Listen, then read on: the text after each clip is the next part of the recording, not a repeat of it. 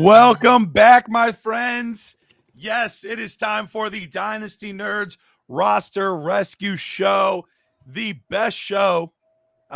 It's been voted on by a lot of people that are in my household, and they all say it's the best show out there right now. So take it for what you will. But would your family actually vote this the best show? Honestly, to be honest, I think there were some Disney Channel shows that passed it by a little bit, but outside of that, yes, we were next. So it's close. All right, I am back. I am Garrett Price. I am your host, along with my co-host over here, Taylor Christensen. Taylor, how you doing, my guy? Doing great. It's a Monday, ready for some roster reviews, ready for some trade questions. There's nothing else I'd rather be doing this afternoon with all of you, so excited to get into it. Nice. And of course, behind the scenes, but not really, because you can see him, Mr. Peter Bartowski. How you doing, buddy? Oh, man, I'm doing great. It's a beautiful Monday. It's my favorite day, so let's do this. So, that might be the first time I've ever heard someone say Mondays are my favorite day. But I love it. Top seven. Top seven. I think that's fair. Fair. All right, guys. Well, if you don't know how this works, you have the opportunity to click that link that Peter has posted in the chat, or scan the code that you see up there, and you can do one of three things. Someone just did it. One of three things. You can ask a trade question. Some of them, you're like, if it gets on the show, cool. If it doesn't, cool. Other ones are like, no, I for sure want this on the show. You can get that done. You can submit a roster review. And so that means we are going to pull up the GM, and we're going to take a look at your team. We're going to take a look at the teams in your league and tell you what you should be doing with that roster. Or you could say, screw everybody, move me to the top. I'm hitting the nuke button because I want to talk about this first. And Peter, what do we have to start the show?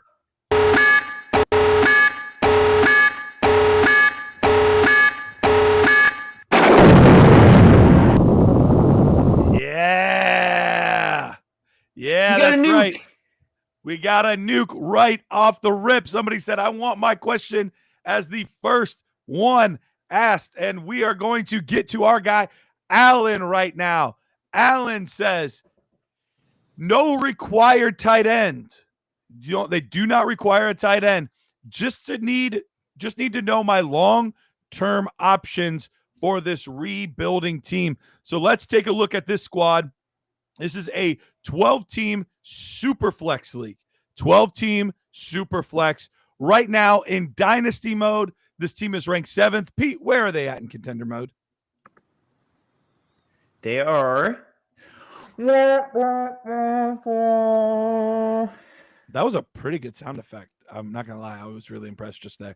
All right. So we'll go back to Dynasty mode. Let's take a look at this roster. This roster consists of JJ McCarthy, Anthony Richardson, and Geno Smith. Running backs, Tyrone Tracy, Tank Bigsby, Jalen Warren.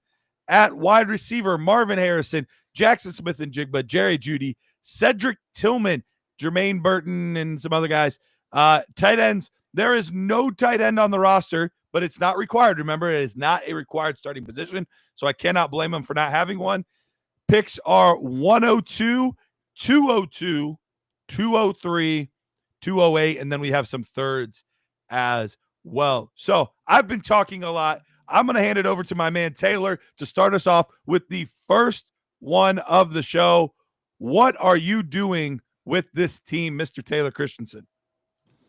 Well, first, thank you so much, Alan, for making this easy on us. When we start out with a nuke, we don't have to try and figure out the best one to start with. We can just put you right to the top. So I can see why you have a couple questions. This is a team with kind of a mixture of assets. So, Pete, could you just scroll back up to the positionals? There you go. So the first thing that comes up to me, and Garrett, jump in at any point if you disagree.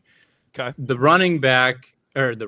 quarterback group is really weak, I think. JJ McCarthy, although he's got some good buzz and we think he has some long-term dynasty value, has not played it down yet. Anthony Richardson might not be the starting quarterback, and Geno Smith, I actually like him. I've got no issue with him as a second quarterback, as a starter, but for rebuilding, he doesn't offer a whole lot of value for a rebuilding team either. So I'm pretty concerned with the quarterback room is the first thing that stuck out when I looked at this. I know that if you look at the wide receivers, we've got MHJ, JSN, Judy, Tillman, and not a lot else. Without having tight ends at all and not needing tight ends, I would expect there to be more depth going on in the wide receiver room.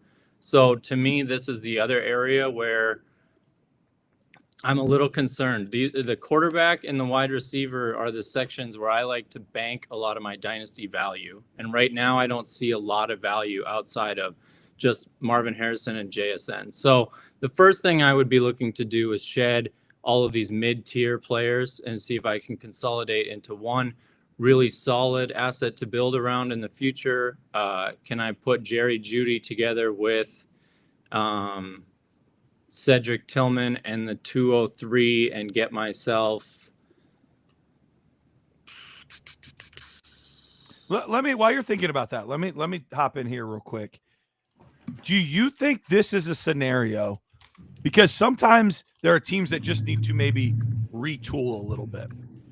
There are other situations where we got to tear this thing down from the studs down to the studs, because like it's not got a real chance to win with just the addition of another asset or two. I'm personally leaning toward the latter. Like, you would need a lot of things to go right currently that are just hopes and prayers, basically, because JJ McCarthy, one of your better assets, we have not seen him take a single snap yet. Anthony Richardson, complete unknown.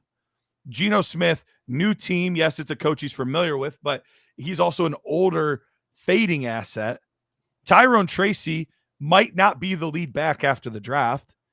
Marvin Harrison, while I love Marvin Harrison, didn't inspire crazy confidence after year one. Jerry Jeudy, 1 year wonder. By the way, I feel like this guy's low-key from Ohio because we have 2 Ohio State receivers and 2 Browns receivers. So I think he might be secretly a Ohio sports fan. But that being said, aren't most people secretly Ohio State? Yeah. Well, I think Ohio most people are publicly Ohio State, privately Browns fans. We don't. We're a little ashamed. But that being said, and then Cedric Tillman is like a nice upside play, but like there is very little on this team outside of like Jackson Smith and Jigba that you can go into the season and say like, yes, I feel very good about this player and knowing what I have. So for me, I would say this is a complete teardown. Like put out offers for whatever you can get. And that might not be the right way to say it, because it's not like sell Marvin Harrison on the cheap or anything like that. Like, it's not what I'm saying. But I don't think if you just build around this core that it will be enough without you hitting perfectly in like 4 straight drafts. And I think that's just really hard to do. Yeah, I'm with you there. I think it's a complete teardown.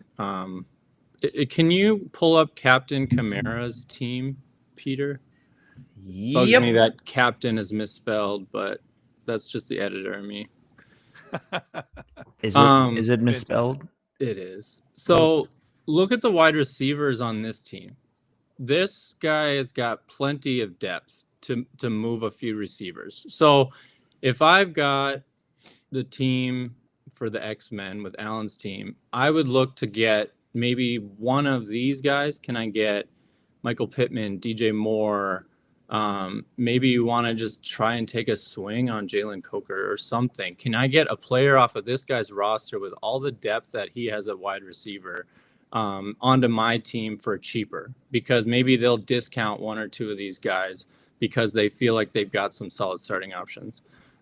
If we go back to Allen's team here, the running back position has almost no assets. After the draft, we could be looking at 3 backup running backs. Honestly, Jalen Warren, Tyrone Tracy, and Tank Bigsby, who was already a backup. None of those inspire confidence. So looking at the draft picks, we have 102, 202, 203, and 208. I think 102, given our quarterback room, I mean, it's going to be pretty tough to pick someone other than Cam Ward there. I mean, I don't know. It's you need to get a quarterback in there. I don't know if you force Cam necessarily, but if he goes 101 in the real NFL draft, I think taking him 102 makes perfect sense. And then that 202, 203, 208. Garrett, are you making those picks? Are you packaging them to try and get a future first? What are you going to do with these 3 dart throws that are unlikely to give us a high quality fantasy asset in the future? So for me, with these specific assets, when you look at our show from the past, and actually I'm going to pull up the exact numbers on it because I want to make sure that I'm speaking correctly on it. But when you look at these pick assets, we have in the top half of the second round, you're still only hitting at about a 22% rate. Your mid hits are about 30%. So that means you're missing about 70% of the time, 66 to 70% of the time, anywhere in the second round, top half or bottom half. So it's about half as likely as what you're getting in the first round, though. So I don't know that I'm necessarily packaging up everything to move up if it's only going to get me, because what are the picks again? It's 202, 203, 208. Like, yeah. At best case scenario, that gives me what, like 110 maybe? So I think at that point, I'd rather just have more darts than one shot that's below a 50-50 hit rate at this point. So I think I would rather just have more darts here that are all about in the 20% range and just hope I do a good job of hitting those guys, specifically that 202, 203, because in Superflex tight end premium leagues, based on our draft before, there might not be much of a tier difference between those guys. So I think I would probably be okay sitting pat there, but I am putting out feelers for what is JJ McCarthy worth to people? Can I get 204 for Tyrone Tracy? Could I trade Jackson Smith and Jigba and get 104 and 201? Like, different things like that. Now, we're not looking at the specific teams, but these are just kind of the concepts that I'm going through, because right now I need to take these assets and split them into multiple assets and give myself tons of ammunition to try to build this from the ground up, because just with the picks that you have right now, it would take you a long time and you'd have to hit on every one to get to a point where you're relevant again. Garrett, can I hop in here really fast? Because everyone that we have done a roster review pretty much has had, sorry, I haven't really talked very much today, has had Tyrone Tracy on their roster. You're welcome. Yeah. So, question, do you try to sell him for a 204? Mm-hmm. Or do you, if you hold on to him after the draft, and let's say the Giants draft a 6th round running back, that's it.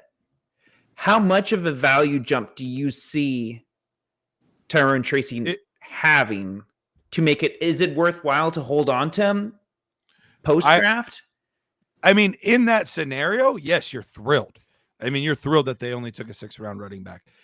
I would say that at this point, I would be surprised if that's all that they did in a class that's this good. Mm-hmm. I could see them potentially. I would guess round 3 or 4 they're taking somebody. That would be if I was a betting man, I think it's going to be between one of those 2 rounds. And I think Tyrone Tracy isn't going to be phased out completely, but I do think they want somebody that's a little bit bigger, maybe a little more physical to complement Tyrone Tracy, and those 2 will be in a timeshare. So now Tyrone Tracy goes from being valued as kind of an early 2nd to now he's going to be bumped down to probably a late 2nd value. If Caleb Johnson goes to the Giants, what's his that draft? would hurt him a lot. That would hurt him a lot if that were the case. So, you're hoping for Ollie Gordon. That's kind of probably a likely type scenario. A of somebody that would- one-dimensional running back that type would thing. complement Okay. him well. Taylor, you were going to say something? Yeah, not necessarily about Tracy. So sorry if we. I feel like you did a really good job wrapping that up. But I wanted to get to Alan here. I think we've got 2 good trade candidates. So I guess my question for you would be, which way should we go here? So if we pull up, I'm going to pull up Caption America again. But you see, they've got 108, 109. Captain America. Dwayne, by the way, if you do a nuke, you become the next question. Oh, So if you submit it, we'll put it in. Anyway, Yeah, sorry. so roster review will happen either way, but it'll kind of get bumped to the bottom, so the end of the show. But if you're like, nope, I need to get my question answered right now, or not risk it getting pushed off to another show or anything like that, then you hit the nuke button and we get to your question right away, right after. Go ahead, Taylor. go to Caption America, Camara. Again, go down to their draft picks. Okay, so they've got 108, 109, 112, 201, and we're holding the 202 and the 203. So this person might be willing to deal with us. You might be able to get, this was the same person with the wide receivers, but just saying they will value your 202, 203 pretty highly, because they'd be able to take 4 guys in a row in that sweet spot of what we think is a depth spot for this draft. So depending on the conversations you have, I would definitely open up a dialogue with them. Now, if you wanted to look at another route, you can click on Thor Losers. I kind of like that Are name. these are all superheroes? Yeah, all aren't they? superheroes. I just got that.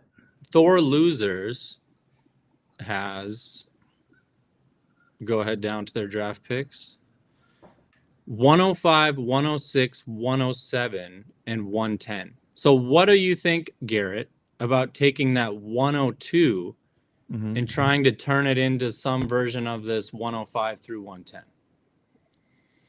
Yeah, it's going to depend on how the draft shakes out, but I see that 102 probably being super valuable, because I do feel very strongly that there will be a team that takes a second running back in the first round. So now teams are either running back hungry and want to get that guy, or Cam Ward goes 1-1 and they're hungry for that. So I think that second pick is going to be valuable.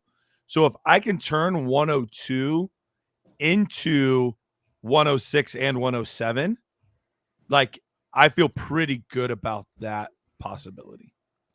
I think you can get that done. I think you can, especially if you're in a full rebuild mode, because if they say, you know, the 106 and 107 is too much, sorry, I got to have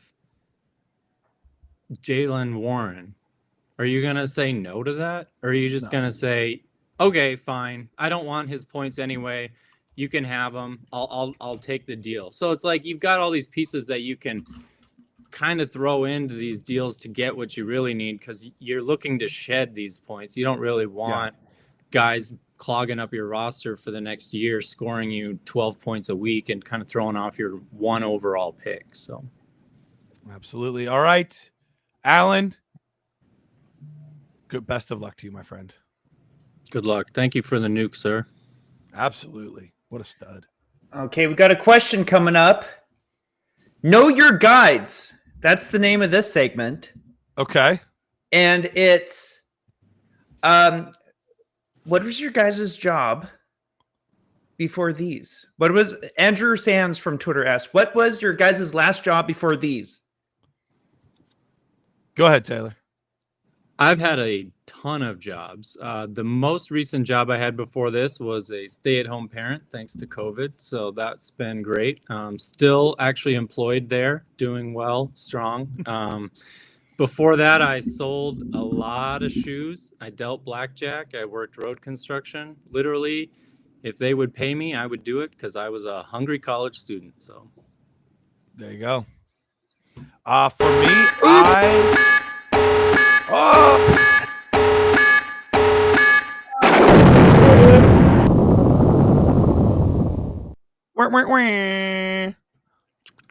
Okay, we got another one. I haven't even written the captions yet. Okay. It is Dwayne. Yeah, Dayne. Dayne? I don't. Dayne. Is that Dayne? I think that's Dayne. Dayne. What league do you want? Because you have a couple on here. But anyway, man. while he replies, you can finish your question. But Sounds good. Awesome. I worked for a autographs company that was based out of Chicago, and I would do a lot of the marketing for that company, a lot of the email marketing, social media marketing, that kind of stuff. So that's what I did for them. But yes, I am. I'm excited. Another nuke. We start the day with double nukes. All right, the medieval. He says. okay, let's pop this up. Yeah, Dayne, my Ooh. guy. What Like a the sound. Kenneth Walker, Will Shipley. I like it. Easy to start. Easy start decisions. So Absolutely. it is a Superflex tight end premium. Superflex tight end premium. And we got a 12-teamer. So we are 8th in dynasty mode, contender / redraft mode. What are we at, Pete? We are at 11th. Okay. So this is a team that is in a rebuild situation, but there are, and we can go back to the dynasty mode. I just like to see where we're at, but I like the pieces that are there right now. They're building around some really nice pieces. So we've got Jordan Love, Drake May, Russell Wilson at the quarterback position. Then at the running back spot, we've got Kenneth Walker and Will Shipley, Rashee Rice, Brandon Ayuk, Cedric Tillman, Jalen Coker, Marvin Mims, Keyshawn Butte at wide receiver. Tight end wise, Dalton Kincaid and Chig Okonkwo.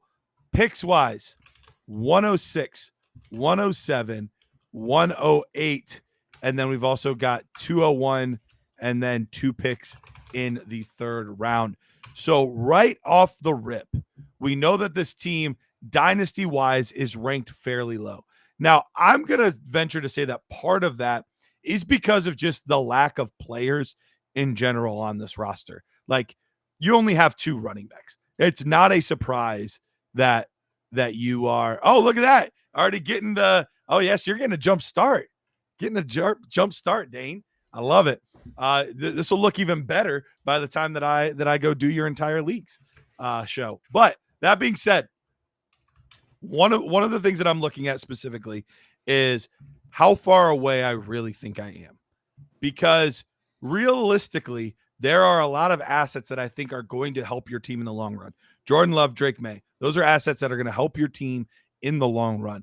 Rashee Rice, that is an asset that is going to help your team in the long run and is a little bit of an undervalued asset at the moment. Same with Brandon Ayuk, a little bit of an undervalued asset at the moment. So this one's a little different, even though it is a team that is more in a rebuild. I'm not blowing this team up the same way that we talked about with the team before. I think when you look at those 4 pieces that I just named, I would like to hold on to those assets. I'm not really looking to move those. And Taylor, by the nod of your head, it sounds like you are agreeing with me. Is that correct? Yeah, the 4 names you're saying are Love, May, Rice, and is it Walker or Ayuk? Ayuk. Yeah, I'm with you on that. I think all those names are undervalued right now, but all could be helpful assets, very helpful assets in the future. So I think what we're really looking at is, what do we do, A, with Kenneth Walker? B, what are we doing with the draft selections that we have right now? And once again, what is it, like 106, 17, 18? What is it, Pete? Sorry. There we go. You're good. Yeah, 16 through 18.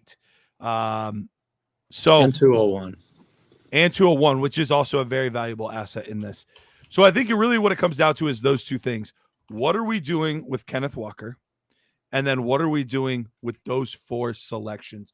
So, Taylor, would you lean toward trading Kenneth Walker away, or are you not trying to trade him? So we have 6, 7, 8, and 201. And I think that with this draft, those picks could be productive players.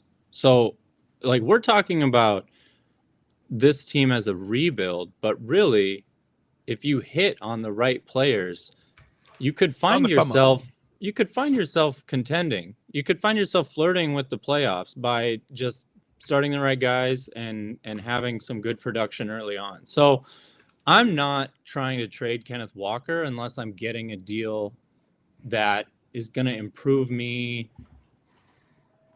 I don't think I am, because I can't think of a lateral move where I'm going to get someone who's likely to be productive and still a young asset without me having to give up extra in the deal. So I'm willing to hold him.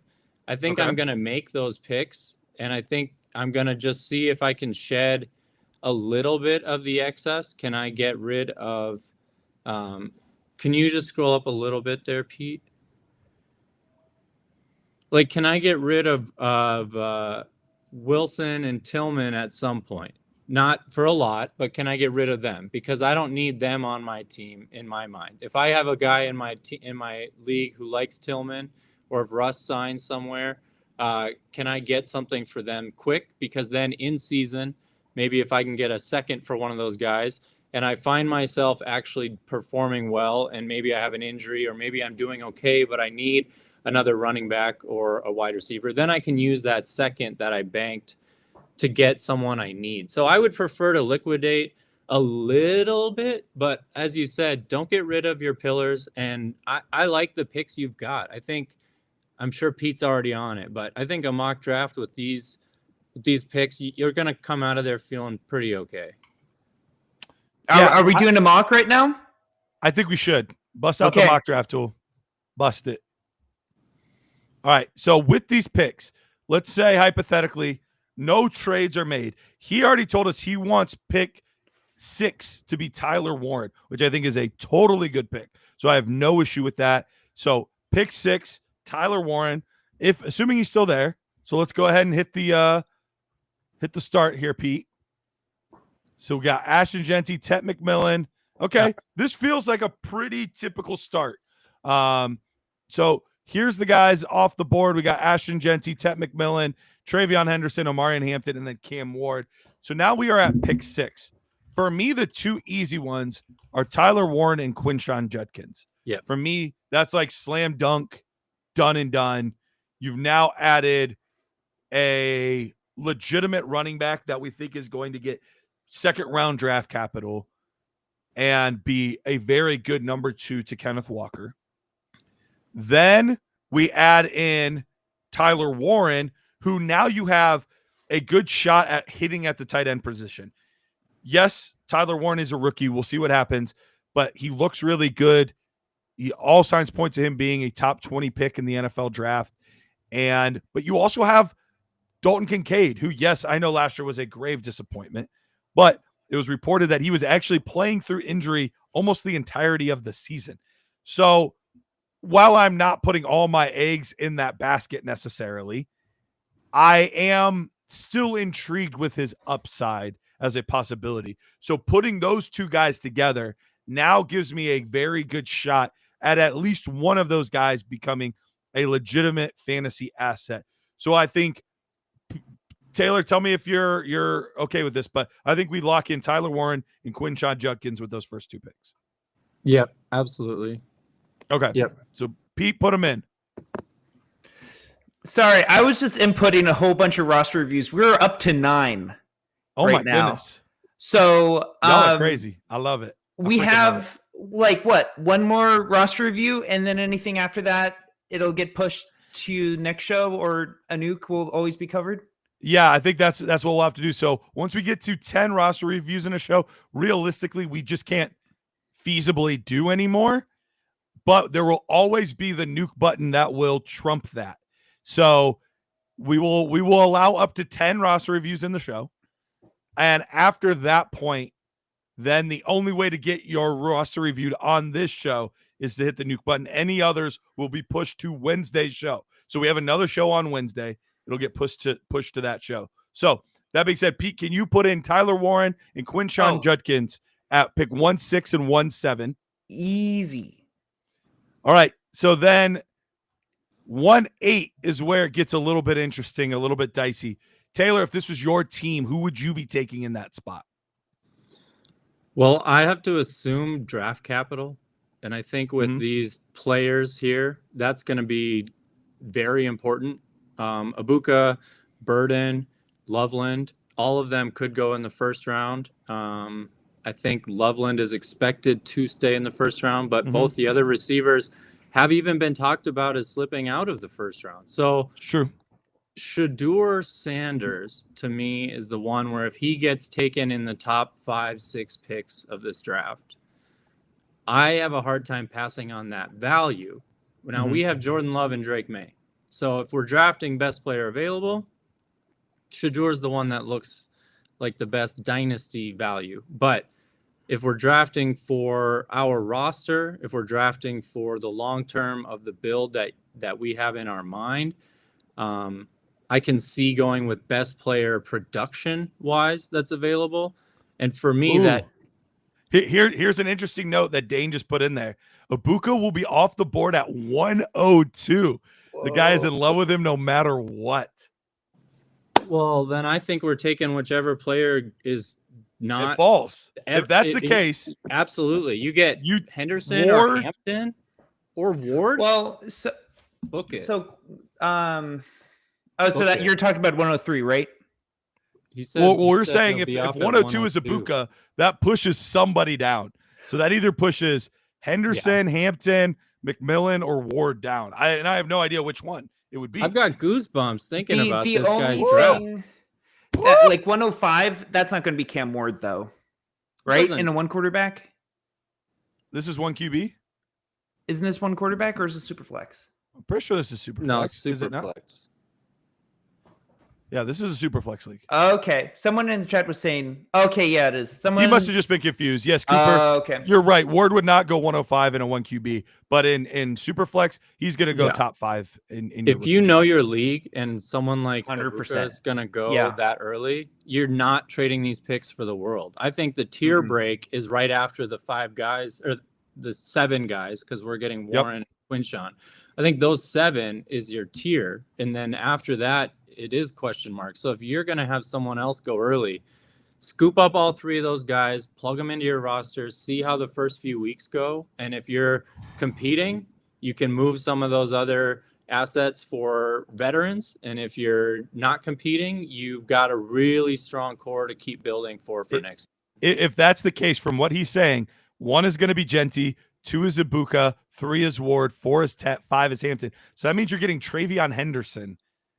Which is your number 2 guy.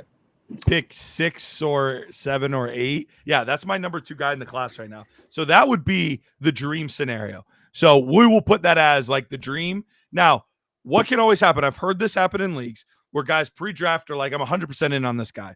Well, then Travion Henderson goes in the first round. Emeka Ibuka slides to the second. He's like, just kidding. I want to take Travion Henderson here at 1-2. So that very well could happen. But if not, you know the dream scenario. It's these 2 guys plus whoever falls. If not, let's do the worst case scenario then. So who would you be taking here then? You're leaning Shedeur? And let's say that Sanders goes top 5.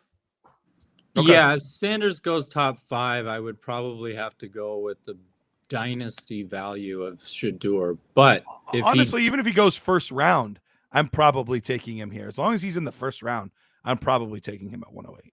I want to say, though, on record that I am more in the Ibuka than the Luther Burden camp. So in the world that the guy at 102 says, no, I'm not going to take Ibuka, and he is sitting there, that would be my positional choice of the remaining players. We agree on that. We agree on that. So Sanders? We should do a show together or something. Yeah, we'll think about it. Guys, you're doing a show right now. What? Did I just get Inception to show? This is amazing. Yeah. All right. So we're doing Sanders. Shedeur Sanders at 108. Yeah. So let's see who falls. Emeka Ibuka. Oh, man. Dream scenario. You get your choice of Caleb Johnson and Cam Scadaboo.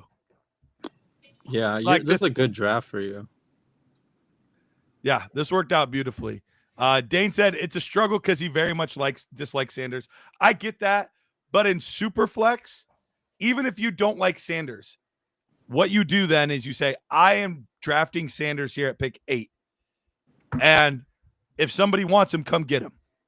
Because that quarterback value is so insulated and is only going to rise. This is assuming he goes in the first round. If he goes second round, that changes everything, and you do not take him there. But you might take Jackson Dart, because maybe then Jackson Dart sneaks in at pick, 20, whatever it is, to the Steelers. And then all of a sudden you're like, well, okay, I guess I'm taking Jackson Dart here, but first round quarterback, like I'm not missing that opportunity. But this is a dream scenario for you, because now you're getting Caleb Johnson and Cam Scadaboo. So if it really does happen that Emeka Egbuka goes at 1-2, that means you're walking away with Travion Henderson, Quinshon Judkins, Tyler Warren, and your choice of Cam Scadaboo or Caleb Johnson. Now, all of a sudden, you went from 1 running back to 4 legitimate running backs on your roster and a tight end to boost up that room. So I would say in that scenario, that's the dream. That's the dream. So let's say he prefers Dart at 201. He's not going to be there if he gets the draft capital. That's my concern. Is if he gets taken in the first round, he'll go between 109 and 112. Like, I don't think he's sitting there for you at 201. And if he doesn't go in the first round, I don't know if you want him at 201. Like a guy like, I'd rather swing at Travis Hunter, assuming that he's not at the podium saying he's playing corner only. Like, in a scenario where I'm dealing with a late second round quarterback, that's not the type of swing I want to take with the early second. So, correct. Okay. All right, Dayne, you are the man. Best of luck. I love the direction your team's headed. You crush this draft, you should be in a great spot. Yep.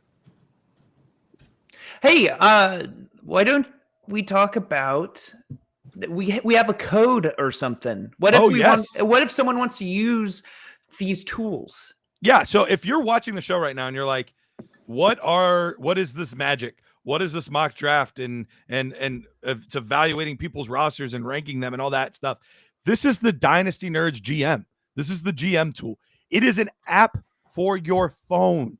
I know so many people are like, yes, I have things for my computer. And no, this is at your fingertips on your phone. And we're going to give you a discount as well. So if you use promo code Roster Rescue, all one word, all lowercase, Roster Rescue, all one word, all lowercase. If you use that, it'll give you 15% off your first purchase.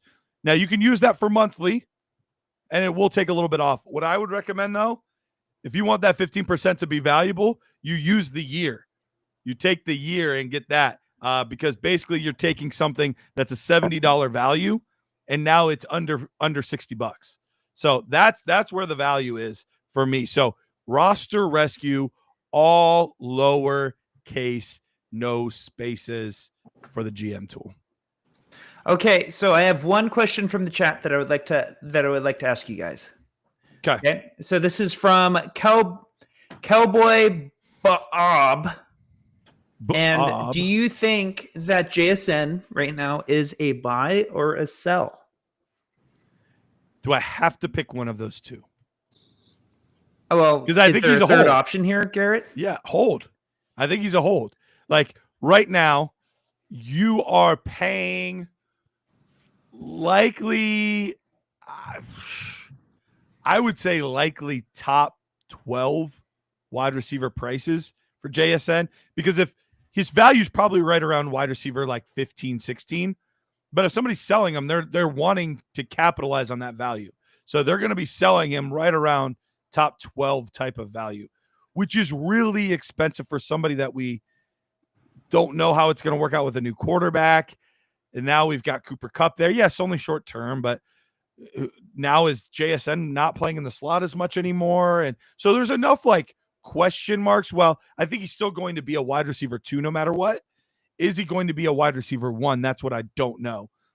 But to sell him, like, they're going to give you the same arguments that I just gave. So somebody's going to try to buy him on the fairly cheap, which I don't think is a good idea now that all of his former targets are all gone. So I just don't know that I think his value is so up in the air right now that sure, you could try to buy or sell, but likely you're not going to get the value that you think he is worth. So he is more than likely a hold for me. If you have him, you're thrilled to have him. If you don't have him yet, it's probably a little bit too expensive to get him at this point. Taylor, what about you? I think I try to compare him to guys in the same tier and think, would I want to tier up into him or would I want to tier down into him? Kind of what would my approach be if I was going to be trading him? And T. Higgins is a guy that comes to mind. So if I had T. Higgins, am I trying to turn him into JSN? If I have JSN, am I trying to turn him into T. Higgins plus something? Because I see those two guys as similar in their long-term value, but production-wise, obviously Joe Burrow has done quite a bit with T. Higgins. But I think if I can turn JSN into T. Higgins plus something, I'm selling.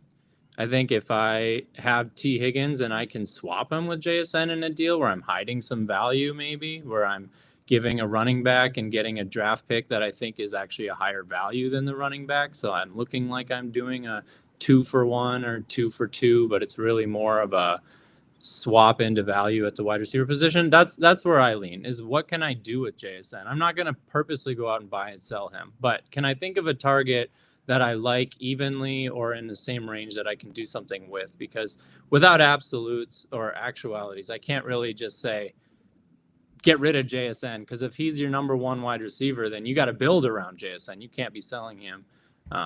Yeah. So, Okay. really fast, Isaiah Likely meter. Wide receiver, JSN breaks into the tier of the top 3 wide receivers right now at the end of the season. Scale 1 to 10. I would say wide receiver, so it's wide open, so I can give any number. 10 being the absolutely it's a lock. 1 and that's being Jefferson, Chase, and whoever I feel like it's a wide CD, neighbors, Malik, whoever you want. Yeah. I would even say breaking into that top 5 tier with those guys we just named, I would put that at like a 2.12. Like, I think it's a very low likelihood that he ends up in that tier at this point this coming year. I don't see that very likely. Yeah, I'm less than that. I'm at like a 1.7 because I just don't think that the odds of him with his quarterback situation are going to bump him up into that tier. I think this is the highest value that we'll see in startup drafts for at least this year and next year. I love John Paul's comment right now. He said, I've got more handcuffs than the police, man. I'm 6, by the way. Anyway. You're at a 6, but you're a Seahawks fan, so that makes sense. Well, you're an Ohio State fan. That's true. As the YouTube comments remind me on the daily on our rookie running back overviews. They do love to remind we got another roster review from Cory. Yeah, Cory. All right, Cory's roster rescue here. 1 quarterback PPR league. We have a trade for 112 and Kareem Hunt for David Montgomery currently in motion. We are getting 112 and Kareem Hunt. Going into the 3rd year of the league, this team won it the first year. Have 2 trade offers sitting there for Godwin. 303 and 212 for Godwin, or 310 and 310 or Godwin for okay. I read that wrong. Let me read this again. 2 trades for Godwin. 303 and 212 for Godwin and 310, or Godwin for 2.5. So let's go ahead and take a look at this team here. This is a 1 quarterback league. Lamar Jackson right off the rip. Bo Nix backing him up. You feel great in a 1 quarterback league about that. Jonathan Taylor, Christian McCaffrey, Tyrone Tracy at the running back position. Brian Thomas, DJ Moore, Chris Godwin, Jerry Jeudy, Deebo Samuel, Devontae Adams. Lots of wide receivers there of value. Tight ends, we're looking at Evan Ingram and Pat Freiermuth at tight end. Picks-wise, we've got the 112 from Poops, Farts, and Boogers, which is a fantastic name. We also have a 3rd-round pick as well. All right, so right off the rip, I'm going to get to some of these trade questions. So first of all, wait, did they already make the trade? I think they sent in the review, and then the trade must have gotten ironed out in the background because it looks like it's gone through. They have 112. Yeah. So they already have the 112. So first of all, I'm good with that. Trading David Montgomery for the 112, I think, is a very fair deal. You get a little bit more safety for the next 2 years with David Montgomery, but infinitely more upside and longevity with the 112 pick. So I have no problem with it. I think it's a pretty fair deal overall. Looking at the Godwin deals, I hate them. I do not like them. I think neither one of those deals are good enough, especially the one where you're like a late second and an early third for Godwin. Like, get that out of here. 205 is at least like in the range of conversation where I can sort of barely, it, but barely. Like, these are pretty weak offers, if I'm being honest. I would want probably the least I would take for Chris Godwin, especially I understand why you want to move him. Your team strength is your wide receiver position. You have a lot of good assets there. So I do understand the thought process. However, if I'm moving Godwin, I would much rather move Godwin plus Debo, or Godwin plus Devontae, or Godwin plus somebody, and get myself a legitimate third running back. Because I think in all likelihood that 112 is likely going to be either a tight end in your rookie draft or a wide receiver. I think that's probably the most likely scenario. So you're probably now getting another receiver back from the David Montgomery deal. We've already talked about Tyrone Tracy at length, where, yes, I like him as a player. A lot of these rosters have him because that was somebody that I touted as, hey, he's like basically free and please go get him. So we see him on a lot of people's rosters. You've made your money. That's awesome. Now move off of him. So I think it's essential on a team that I don't think is super far away from really contending once again. I think it is very essential that we get a legitimate third running back in here. And I think you will probably be able to move Godwin plus somebody for that kind of running back. So before we move on, Taylor, similar train of thought, or are you going a different direction? But can you just put us on contender mode quick, Pete? I think this is one of those teams where we're actually going to shoot up the leaderboard once we switch it over. We're still sitting right in the middle. It's such a tight league, though. I mean, between fifth and second, it's 5,000 points. Yeah, it is very tight. Yeah. So the first thing that stuck out to me, Garrett, is that they're getting lowballed. I don't know if that's because of a history of trading in this league. Like maybe they've made a deal in the past where people think, yeah, I can send them some draft picks and they'll accept, or what. But both of those offers to me are pretty low, like to the point where I'm not sure I'm countering. Maybe the 205 I would counter, and just looking at their roster, that same person has the 201. So that's a much more even deal. If I say the 201 and they're saying that's too much, then I say you don't value him where I think he's worth. And then I'm done with those conversations. Because I think the 201 is where I'm willing to trade Godwin. That's what I'm looking for. Is the 201, or can I add a little bit to get a future first? Can I give my 310 and Godwin to get their 26? Something like that. Yeah. How aggressively? So you would rather obviously trade Debo than Godwin. Yes. Where is Debo valued to you guys pick wise? Would you trade him straight up for the 205? Would something like that be? With this kind of team, probably not. Like, I think this team is a piece or two away from being able to push for another title, because with Lamar Jackson, you have an elite asset at quarterback. It's a 1 QB. So that's all you need. You have an elite asset there. Jonathan Taylor, I don't know that I would quite say he's an elite asset anymore, but still a very good asset. And Christian McCaffrey, we have no idea. But the type of volume he's probably going to get would suggest that he's probably still going to be a running back one once again, at least one more time. So when you look at those two things, you have an upside, crazy upside in Brian Thomas, some really good vets in Chris Godwin, DJ Moore, Devontae Adams, Debo Samuel, Jerry Jeudy. Like, you have 6 guys there, and I see a path to wide receiver 1 production probably on at least 4 of them. And the 2 that aren't are paths to legitimate wide receiver 2 production.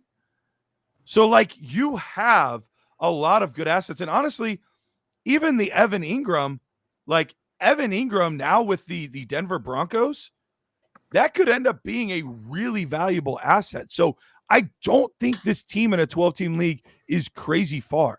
Now, I am curious. Click on the top team. I want to see this team because they're really the only one that kind of stands out.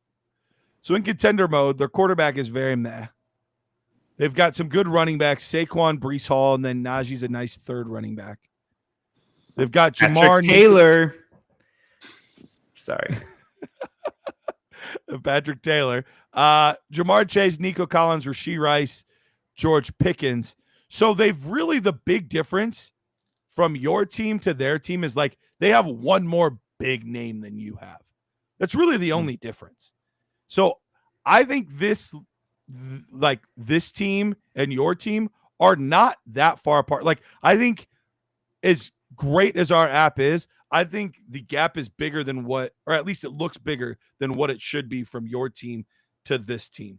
So if I can take a Jerry Jeudy plus Chris Godwin, can that get me, like, look at some of the bottom teams that have decent running backs. Like, yeah, Josh Jacobs. That's a perfect one. Yeah. Can I do Chris Godwin and Jerry Jeudy for Josh Jacobs? Now, he might say, I'm looking to get younger, and that's fine. Okay, then what about 112 straight up for Josh Jacobs? Is that not enough? Okay, I'll add in Jerry Jeudy. Like, I think there are some paths to get a guy like this. What about Team 9 there? What's the 9th team? What's their running back situation? Kyron Williams, another great. Well, they just added David Montgomery, so they think they can compete. So they're probably not giving up Kyron Williams because you just traded with them. Kamara? So the number Kamara could be. That's a great target.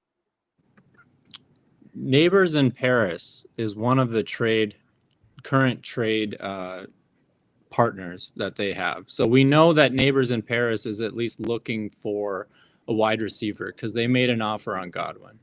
So if you offer them Godwin and Jeudy, I don't think you can get their Kenneth Walker, but if you scroll down, they've got a lot of picks. So they've got 110, 201. They've got a couple future 26s. They've got an extra 27. Like, I think this person, if they're already at the table wanting to talk about Godwin, that's where I'd say, okay, do you like Jeudy? If you don't like Jeudy, okay, what's your other player that you like on my team? Okay, how much can I maximize in this deal? Are they willing to give me Kenneth Walker? Maybe they're headed towards a rebuild, and that's what they're looking to do, is split an asset into 2. So I don't think, obviously, Godwin would be a great rebuild candidate for that team, but you never know what they're thinking. So I would reach out and just say to them, hey, I don't like the offer on Godwin. What else can you give me? I would be more interested in getting up to 110 with him or something like that. Also, I noticed that at the tight end position, I mean, Ingram's interesting, right?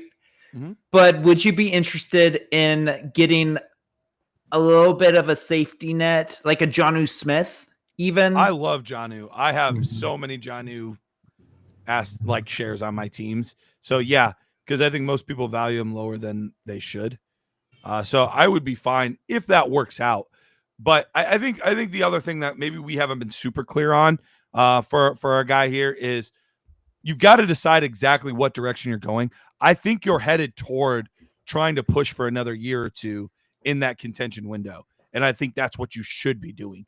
If not, you could always blow it up, and you have tons of assets to blow it up. But I would be pushing for another year or two. So, and also, we haven't been talking about Tyrone Tracy. That could be a nice sweetener on one of those deals to get something done to get you that legitimate third running back. So if the Kenneth Walker guy is at the table, wanting Chris Godwin. Okay, Chris Godwin, Jerry Jeudy, and Tyrone Tracy for Kenneth Walker. I think that's a hefty price, but I think it's fair value, and that gets you what you need in order to really push and compete for this year, because your starting lineup got better there, and now you still have the 112 to replace that wide receiver asset with a Burden, with an Emeka Buka, with somebody like that. Yeah, also I'm keeping the 205 in the deal though. Don't just offer don't just offer the 3-for-1. I would keep the 205 in there because he's already thinking he's winning the deal on 205 with Godwin. So you can capitalize on moving some of that value into what essentially is Tracy and Jeudy for Kenneth Walker. Yeah, John Paul saying Jake Ferguson is a cheap bet with Dak back. Great call. Yeah, I don't mind that. Question. CMC. Would you be willing to give up CMC for Chuba Hubbard plus? Rico signed with the Panthers, so his value is kind of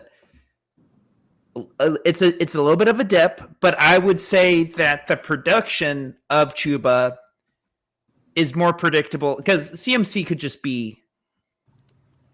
He could be, but here's what I would do. I'm going into this season like I plan to contend. Yep. The nice part is if you get 5 weeks into the season, you're like, crap, I'm 1-4. I really don't think I can contend this year. All of a sudden, you have the most fun you will probably ever have playing Dynasty, because there are a ton of assets on this team that people will want for a 1 or 2 year rental that still hold value. So I think you'll be able to acquire tons of first round selections, tons of young assets for Devontae, Debo, Jonathan Taylor, Christian McCaffrey. Like, you have tons of assets that you'll be able to sell. So I'm going into this season saying I think I can contend. And then if things do not work out, that's when I flip the script and say, okay, yep, we're at week 6 and I'm 2-4. Or we're at week 7 and I'm, 2-5 or whatever. Like, that's when I'm making that shift of potentially moving off CMC. Right now, I am playing the ceiling game, and I'm probably not going after Chuba, and I'm probably sticking with CMC and his ceiling if I think I'm contending this year. Okay. Perfect. All right. Best of luck, Cody. Or Cory. Is it Cody or Cory? Cory. We had a Cody here, so best of luck to you too, Cody. Also to Cody. Okay. We have another question that was asked on Twitter. So Bowser Primo. I don't think that's his actual name. I think that's just his Twitter handle. Unless if we live in the world of Mario. I don't think that's how you pronounce it either. I don't think that's a real name, so who really cares? So his question is, hoping Jordan Mason was traded to a team who'd start him, and now he's in Minnesota with Aaron Jones's new contract. Are we excited about his new home? I don't know that I would say excited. I would say I like that Jordan Mason seemed to be valued by a team. Like, that is encouraging. I think it's going to be a real committee situation here. The thing I'm most sad for is I loved a running back being drafted to the Vikings this year. Like, I loved that landing spot, and it's all but gone. Like, maybe they draft a 4th round guy. Yeah. But like, I wanted Travion Henderson to the Vikings. That was my dream scenario. I thought that would just be a freaking blast.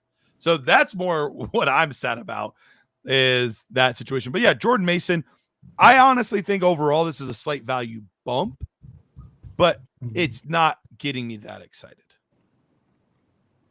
Yep, I would buy him for a 3rd, and I would sell him for a 2nd in a heartbeat. But I think Aaron Jones is on the downturn, so 50-50 by mid-season wouldn't shock me, especially just in the carries if they're splitting the carries 50-50 by mid-season. So we'll see. I mean, you always have to give the veterans a contract. You got to pay them more. That's kind of how the league works. So I'm not going to follow the money too closely with the running back position, especially because we just saw Alexander Mattison get some opportunities in this kind of a backfield. And then we saw Cam Akers get opportunities in this kind of a backfield. So it's just like, Jordan Mason, I think, is going to be better than those two. So if those two had some fantasy production, I still like Jordan Mason, but not excited is not the right word. What's your minimum like pick that you're willing to move off of him for? Move off of him for? Yeah. If somebody were to offer me like 205, 206, I would definitely do that. The lowest I'd consider like 208, but oh man. Okay. I think I'm taking a future second is my goal. If I'm trading away a running back like this in a class with these types of running backs, I probably would rather have the currency in season. So a future second would be my bet. I think that's fair. I like that. Ooh. Jones had 3 injuries last year. He's hit the 30-year-old threshold. AOC, I didn't know AOC was involved in football, said he had too heavy of a workload and he averaged 18 touches per game. Mason wills up. All right. That sounds like one of those handcuffs that John Paul Taylor has stashed away somewhere. Call the police. Okay, we got another roster review. Let's do it. Let's do this. Alex, the man. All right, Alex. Need the help most with the DL. We'll take analysis on any of the 3 teams. All right, so that's the one we're on the DL. Okay. Mm-hmm. All right. Yep. Would love if you used some of these notes are not helpful. Okay. This is half point PPR. He has been listening since 2015, 2016. My guy has been around a minute. All right. Half PPR league. Alex. 1 quarterback league here. 12-teamer. We've got Jordan Love, Drake May at the quarterback position. Once again, the tried and true Tyrone Tracy at running back, Jonathan Brooks. Then at wide receiver, we've got Malik Neighbors, Marvin Harrison Jr., George Pickens, and then Adonai Mitchell, Demario Douglas, and then Brock Bowers, Tucker Kraft, and Dallas Goedert at tight end. Picks wise, we actually do not have any first round picks this year, although it is literally. Oh, did we lose him? I guess so. Okay, so we do have some picks. Thank you very much, Garrett. We have a bunch of fourths. No, I mean, we've got some seconds and we've got a lot of futures. Oh, we have, picks. Yeah. There we go. So we got a couple extra firsts here, but I'm sure what Garrett was going to start with was we've got a lot of picks, but none of them are likely to get us anywhere. A lot of these picks are just roster cloggers. And I don't know what you plan to do with all these 4th round guys and 5th round guys unless you can have a huge taxi squad, because even guys like Polk, Mims, Demario Douglas, like those guys are probably better bets still than whoever you're going to get in those 5th round picks or those mid to late 4th round picks. So I would be looking to package those for literally anything I could get that would be better. So can I package all 4ths and 5ths for the 302 or something? I don't know. Those are wasted roster spots at the moment. So what I would say from there, looking at the players themselves, Jordan Love, not a difference maker per se at the position, but could easily still finish as a top 12 quarterback at the end of the season in points per game.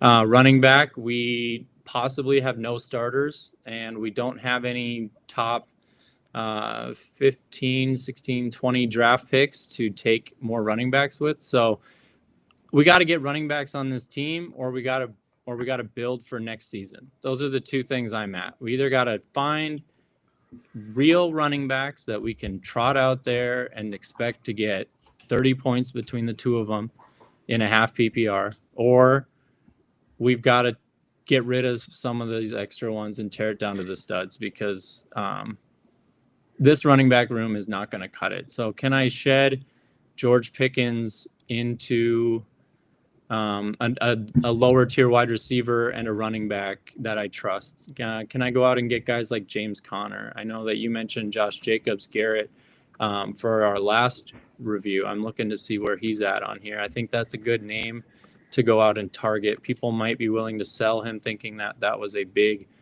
one-off for him. Yeah, the manager, Jacobs, also has Aaron Jones, so I don't know how good they're feeling about selling or not. But if you're back, I kind of covered the draft pick situation. Wasn't looking great. I told them to consolidate those fourths and fifths for anything they can get at all, because they're not going to do you any good.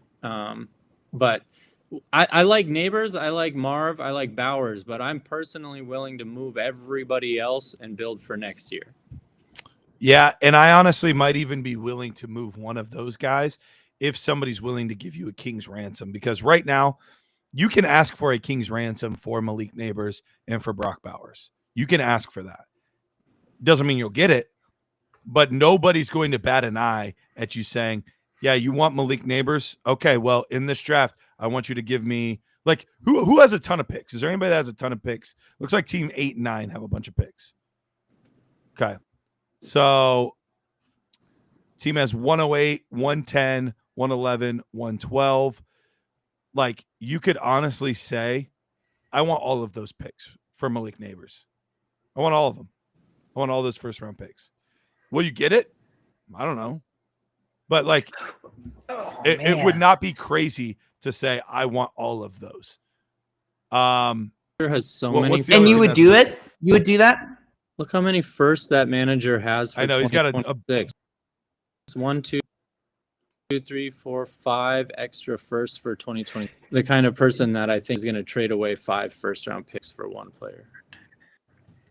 Is this a points per first round pick league? I think so. Okay. Seriously, that guy's got maybe not, but at some point, I think every manager, when they're the kind that has, 6 first round picks in this draft and 4 in that draft and this kind of, like, at some point they're like, these do have to become players. And if I can get an elite asset like a Malik Neighbors, sometimes they're willing to make those moves. Maybe not. What's the other team with all those picks? Well, there's really 3 teams. So you've got the 101, 106, 107. Yeah. Like, you could go and say, hey, I want Ashton Genty in 106 for Malik Neighbors. I think might happen. Looking at this guy's roster, he has Lamb, and then that's about it. But he has no running backs. So would you do Neighbors for 106, 107, and then one of those extra 27 firsts? Because he has 3 27 first banked, this manager. Would you do Neighbors for 6, 7, and a 27 first? Do we honestly think that's enough? That's what I'm wondering, because I think that's what this manager might be willing to pay. I don't think they're giving up the 101 when their number 1 running back right now is Tank Bigsby. I think for me, I'm at the point where even if I have to do a mini tank year and hold on to Malik Harrison and Bowers and then just gut everything else, I'd be more willing to do that than sell short on the value that I think any one of those 3 players have. So I think it's either somebody gives you the king's ransom that you're looking for, even if they're overpaying, like that's what you're looking for, is somebody to overpay, or I get rid of everything else. Like, I'm even trading Jordan Love and Drake May for, even if it's just seconds, so that way I can start Jameis Winston this year, or like whatever random quarterback I need to like fill a starting roster spot. So that way my pick next year is a top 2 to 3 pick in the draft. And then I build that way, because now I also have a few extra firsts, a few extra seconds, that kind of thing. So it's either A, I get a king's ransom for one of those 3, or I hold on to them and gut the rest. George Pickens, Jordan Love, Drake May, I gut it all and increase my draft capital for next year. I think those are the only 2 routes I'm really looking to go. Yeah, given you have Jonathan Brooks on this team and no firsts for this year, I think that's the route I would go. I mean, I want to say, if you don't want to tear this thing down, like Alex, if this is just, you're like, no, I would think I can give it a shot. I'm saying that you need to go out and find yourself 30 points a week at the 2 running back positions total. Like, that's where your roster's at. I think you need to go out and get some difference making starter veterans. And I don't Derrick see Henry. yeah, I don't see that on this roster to go out and buy that. So exactly what Garrett's saying, tear it down. I would hold on to Marv.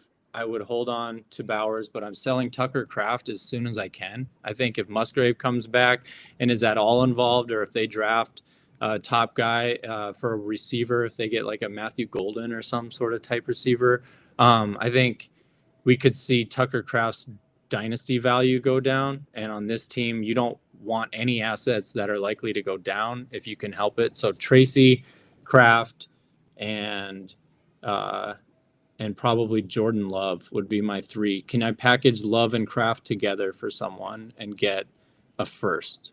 Maybe. I don't know. But that would be where I'm looking. Well, the thing is, these guys that have first collect 3 or 4 at a time, and then everyone else sells theirs. So when you're looking for a first round pick, you only have 3 managers you can go and talk to. And if that's true, if they're not interested, then there are no firsts for you to go. So this advice is a little bit more nuanced, but go ahead. Are you just hyper targeting 2027 first then? Because this league likes to trade first, obviously. Mm-hmm. And so are you trying to build in while I'm okay with that, the one potential issue that I have, because I do think 27 has some potential to have some elite playmakers. There's guys I'm excited about. You're basically now at this point saying, I'm basically just donating my money to this league for the next minimum of 3 seasons. And that's where that gets tricky. If you're willing to wait that long, sure, maybe you can build a ridiculous dynasty off of that, but you still have to eventually hit on those picks. And to know where, like, if you told me right now, oh, I just got a 27 early first, you might, but you might not. Like, there's so much that can change between now and that point. So that's the tricky part, is if I'm doing a full-on blow it up rebuild, I have to know that this isn't just a typical rebuild, because my rebuilds, I don't like to last any more than 2 years. I think it should only take you about 2 years. If it's any more than that, then I'm like, okay, I guess I'm just donating money to the league for a while, because, and sometimes teams are that bad where you have to do that and you don't have a choice. I don't think this team is in that scenario. No. Perfect. Any closing thoughts, Taylor, or are we moving on? I just want to give one last thought. So if you go to 55 burgers, 55 fries team. Oh, that's a great sketch. I thought that was real life. So this is, I think, sketch. your trade target. You're looking to go, I think this is your trade target. Now, you'd have to ask them what they want, if they're looking to contend or if they want to rebuild. But looking at their running backs, I'm assuming they're going to contend. Connor, Kamara, and A-Chain, they're probably not moving Barkley. Work a deal. If you really want to compete, maybe that's your running back guy. But if you scroll down a little bit, they've got 104 and 227 firsts. So can I get them Jordan Love and Tucker Kraft to pair with Kyler Murray and Travis Kelce, and will they give me a 2027 first? I'm willing to make that deal because it's a 1 QB. And I don't think I need Tucker Kraft at all. So, this is the manager, 55 burgers, 55 fries. I'm hoping 1 burger and 1 fry, and I can pay like a Happy Meal price. There you go. Quick question on this.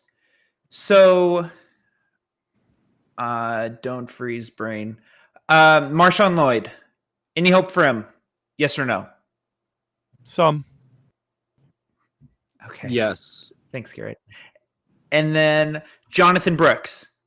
If anyone comes by and wants to trade for him, do you just give anything you want? Is this the J.K. Dobbins discount from 2 years ago? Or are we holding and just hoping? I'd rather hold at this point. Like, what's somebody going to give you? Like, I'll give you 302 for him. Like 212.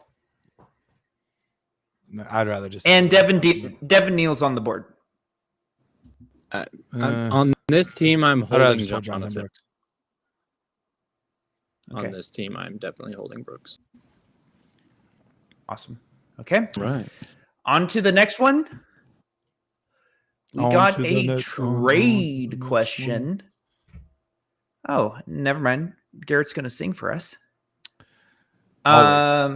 There is always a song in my head. Always. What's the song right now? On to the next one. Is that a song? It's usually just like whatever somebody comments, it just reminds me of a song. Okay. Actually, scratch that. It's a question for the chat as I get the roster review set up. Okay.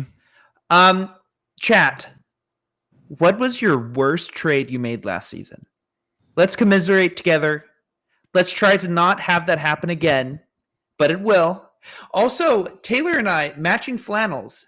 Did we comment on that? We have not. Kind of matching, kind of not. But let us know your worst trade that you made last season. And similar beard color as well. Obviously not length, but similar beard color. Oh, brother. If you remember, Garrett. No. Go ahead. My worst trade last season was during the 105, I believe it was, and I was gonna draft Brock Bowers in a tight end premium, and the guy behind me at 106 said, "Hey, I really want Bowers. I want to move up." So I knew he was gonna take the guy I wanted, but I made the deal anyway. I think I scooped up like a 202 or 203 or something because I was like, yeah, it's all right. I'll just take like Drake May in the next pick. Well, as soon as I was on the clock, someone said, "Hey, I kind of want Drake May. I'll give you the 108." And I think it was like a future second or maybe it was like a late second, but it wasn't anything of value. I can tell you that because then at 108, I took Romo Dunze thinking, killed it. Get Bowers, did May, Stato Dunze, banked these. After last year, I think that skipping over Bowers and skipping over May, considering that format, but oh well. Here's how you win a dynasty, folks. Ready? Draft Ladd McConkey at the 203. Okay, pretty sweet, right? Great value. You did draft him over Brian Thomas, kind of hurts, but you have Ladd McConkey, right? Still a good draft. So your friend / boss comes up to you right when you wake up. Right when you wake up. Never do this, right? You look at your phone. You see Ladd McConkey for Luke McCaffrey and a 2026 third. And you're like, you can't get this past me. I'm going to add a second on top of that. Send it back, instant accept. And I was like, crap. And Jared texted me and he was like, what the heck did you just do? I guarantee those were not the words he said, but yes. No, it was not. But one of the worst things, and I have done this 2 or 3 times, is doing trades in the morning when my mind's still waking up. I make the worst trades. If you're in the league with me, send me a trade in the morning, and there's a 5% chance that I'll accept anything. So there you go. Gut punch. There you go. I don't remember my worst from last year. I do remember what was probably my worst ever, though, was in a startup. I took in like the 8th round of his rookie year, I took Justin Herbert. Felt really good about it. Was really happy to get a quarterback with that type of draft capital. And then after week 1, I'm liking my team a lot. I'm like, this team, and to be fair, this team was a contender for like 4 or 5 years. So still ended up being okay. But there was somebody that came up to me and said, "Hey, I will give you Kareem Hunt and like something else small." And I was like, I could use a running back. I will accept that. And so, yeah, I traded Justin Herbert like right before Tyrod Taylor got stabbed in the lung with a needle, and Justin Herbert never gave the job back. Like the week before that for Kareem Hunt on the Browns and like a late second or something. So yeah, to make you feel better, Brandon, Nico Collins plus 2025 first for Calvin Ridley. Ouch. Collins popped off, got second overall pick. So that was Nico Collins and the 102 for Calvin Ridley. That hurts. Sorry for And then loss. Another one was Ty Chandler and a third for Joe Mixon a day before the Texans signed him. The other real bad one I had, this was back in the day, but I made a big time like big boy trade where I was giving up Le'Veon Bell and somebody else. And the key in this super flex league was getting back Andrew Luck. And that was a week before he retired. Yeah. That's tough. But that's the thing about those types of trades is there's nothing we can do about it. It's a little bit different when you make a trade and they go out and underperform or even as injury or something. But like, yeah, when that you can't plan for that sort of a thing. Because I've been on the other side of that. I traded away Kareem Hunt right before the situation in the hotel room happened and the Chiefs cut him and all that kind of stuff. Like I traded away Kareem Hunt like 2 weeks before that. So, I mean, you end up on both sides of those kinds of things sometimes, but yeah. I drafted my first Dynasty startup ever. I drafted Andrew Luck, and I was at my brother-in-law's bachelor party when I found out. But happily, I also drafted Mahomes and Josh Allen. So, well, that worked out. I peaked.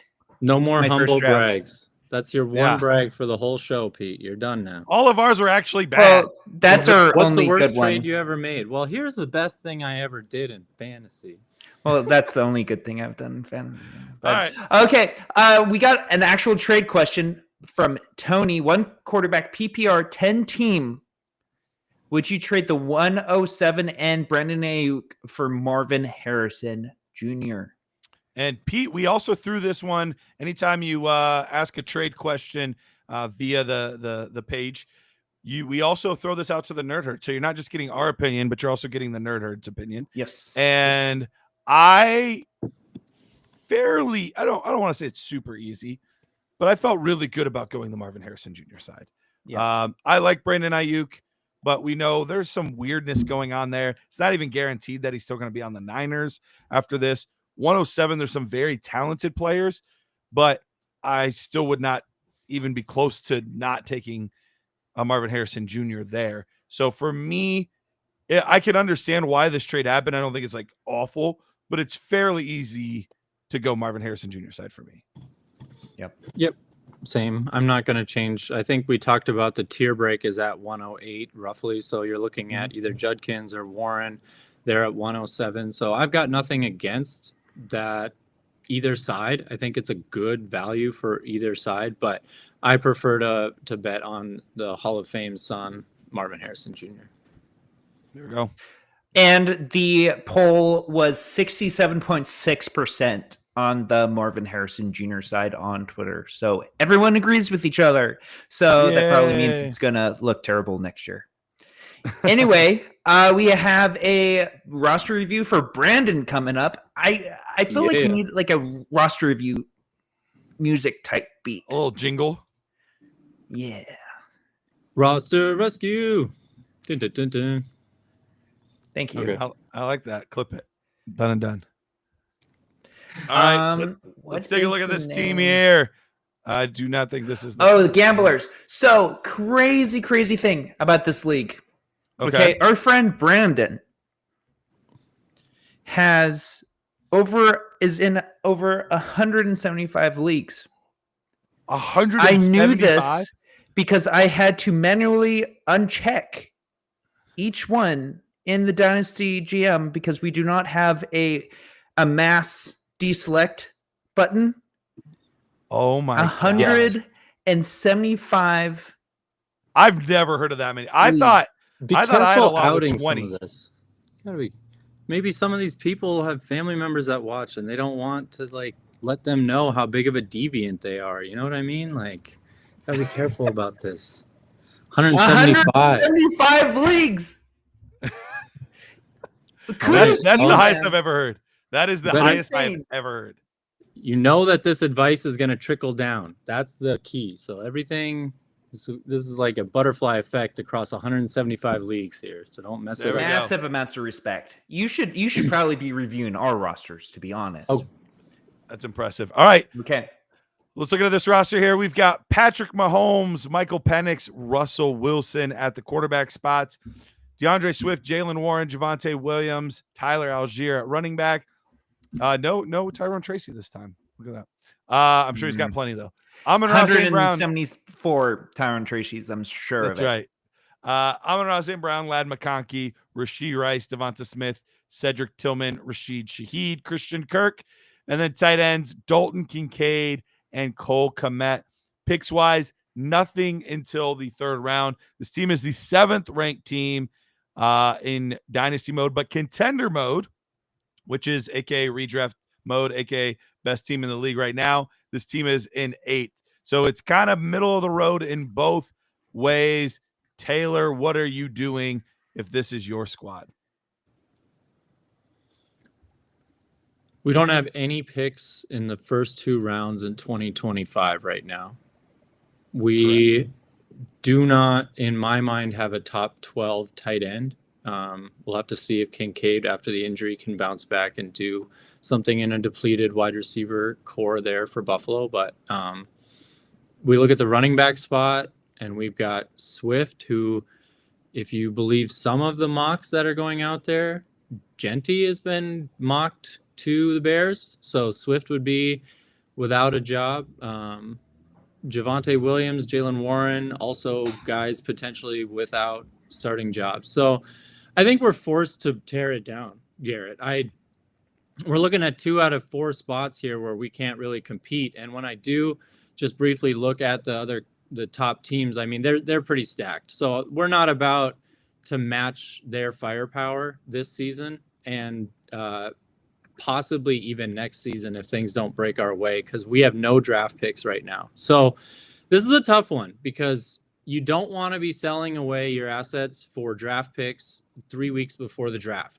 You're getting the worst possible value on your veterans. If you're a team like this where you're very clearly telling your league mates, I need draft picks, come buy my guys, everything's for sale. So you got to be careful when you open up those doors because you might get a lot of lowball offers. They know you're kind of desperate, but you're going to be in the middle of the pack again and again and again until we pick a new direction with this team. So for me, Garrett, I'm tearing this thing down. I'm keeping whatever receiver I'm not getting good offers for, whether that's Rice, maybe McConkey in this league doesn't get a lot of great looks. Devonta Smith, you're probably holding on to just because of the value, but everything else Switch can to go. dynasty mode real quick, Pete. Yeah. You could. So now we kind of see more truly like what the values are for these players. So I think everything else can go, and we don't have any picks coming up next year other than our own. So we've got to start stockpiling 2026s. We can look into 2027s. I'm not worried about keeping anyone. I think Amon-Ra might be where I would start because he's 100%. likely to go down, and Ben Johnson not there, and just overall, he's one of the top 3 or 4 wide receivers. So you want to liquidate him at that value if you can. So I guess my first step would be, what can I get for Amon-Ra, and where does that leave me after that's said and done? Yeah. Side note, though, what a nice wide receiver room, though. I know. Oh, it's a very nice looking one. A+. Unfortunately, we're going to have to tear it down. Yeah, Taylor, I think you could not have had a more perfect response to this, honestly. It is one of those scenarios where, as painful as it is, you've got to get draft capital. Like, that's the only way to rebuild, and it's going to be a long, painstaking process, unfortunately. But here's the thing: the nice part is I'm not necessarily worried as much in this scenario about the 2025 class. Do I want picks there? I would love to.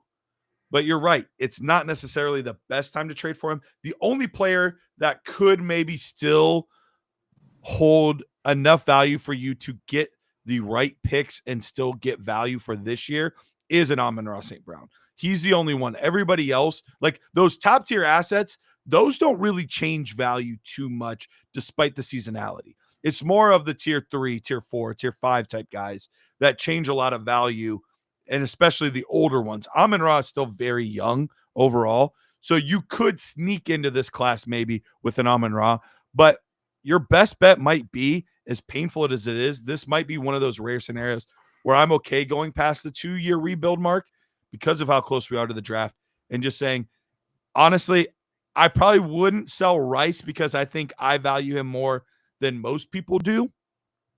But I'm probably legitimately looking like, okay, can I get 3 future firsts, maybe even plus for Amon-Ra? Can I get 2 firsts and a second in the future for Ladd McConkey? Can I get a first and a second in the future for Devonta Smith? Can I get anything for these running backs? I'll even give you all of them. Can you give me like what is expected to be a late first and 27 for all of my running backs? Like, maybe somebody might do it. Even Patrick Mahomes. Like, I love Patrick Mahomes, but it's a 1 QB league. Like, he is replaceable, unfortunately, in a 1 QB league. It sucks. But at this point, that's kind of where we're at with him. So can I get a 27 first for Patrick Mahomes? And I'm just saying, like, hey, this is going to be a sucky couple of years, and I am just going to be donating to the league. But I've got to get this back under control, or you'll be the Atlanta Hawks, where you're forever not good enough to get a top pick, but you're always at a spot where you're never going to be one of the top 4 seeds in your conference and legitimately have a shot to win a title. So it stinks. It's not as much fun, especially this year, but it is a full-on just, I think you got to rip the Band-Aid off, my guy. So if I'm looking at just kind of potentially what we can do here, so if we click on not quite there yet, it's the first one. So their running back or their quarterback room is also of the worst in the league. So in any sort of deal where someone would want to trade for a quarterback, I think this is the person who would maybe be interested. But more importantly, they're looking to get another running back or 2. So you can offer your running backs. Maybe you can get their 111 from them just to have something. But what I'm looking at is their wide receivers. They've got Neighbors, London, Marv, and then Jameson Williams. To me, this person really values wide receivers, and they would probably be very interested in getting Amon-Ra St. Brown. So maybe I can tier down into Marv from ARSB. Maybe I can tier down into, maybe I can trade him Penix because he has Drake London. Maybe he's the type of owner that likes having that stack together. So it's like, this is the manager that I'm going to when I'm looking to start talking. Although his picks aren't that great, he at least has other pieces that I can work with, or my team has pieces that his team could use. So that's my trade target, is not quite there yet, who's got plenty of dynasty value to share. I don't know, Garrett. Question. If you just want to say, screw whatever you guys just said, I'm competing. Okay. Team 12 has Brian Robinson, James Conner, Aaron Jones. Team 12 is also pretty bad. And if this is a good manager, I'm not holding on to any 3 of these very tightly, right? If The you only could one- package, The only one that's really going to help you probably this year is James Conner. Maybe Aaron Jones. I do think that the Commanders draft somebody. So I guess you could go Connor and Jones if you really wanted to try to like extend it a year, and maybe you just give, because he's got what, like $1 billion thirds, right? so yeah, like if you put those two on this team, What's his draft picks? He has a 307 and a 308. Oh, he has only got two-thirds. a few. Yeah. a 2/3 and a fourth. 2026 second. No. Yeah, John Paulson, Selma Holmes. So it's like if you put those two old running backs on this team with this wide receiver room, could you compete? Maybe. No. Not Okay. with your quarterback and Dalton Kincaid. I don't think so. Not if you look at the contender and you look at the top two contenders, you're not coming close to their production, I think. They've got Saquon, Josh Jacobs, Bucky, Kamara. The other one's got Bijan, Derrick Henry, Joe Mixon. I don't think you. You're just banking on a whole bunch of injuries. I don't think this is your year. Okay. So And I think what you're doing in that process is hurting your first round pick for next year. yeah. Okay. Yeah. So, I mean, look, if you want to do it, it's your team. Like at the end of the day, these are always your guys' teams. You do not have to do exactly what we say. Like, you know your league mates better than we know your league mates. You know how things work there. And there's nothing worse than saying, like, I only did this because these guys told me to, but I felt like I should have gone the different direction. And then you realize you're like, yeah, I should have gone that direction. So at the end of the day, like, you've got to manage your team. But this is what we would do. Like, we would tear it down completely. Yeah. Yep. Perfect. On to the next one. On to the next one. Okay, we have one from John. Let me get that set All up. right, Could you read John. the notes? All right, John. He's got a lot of notes here.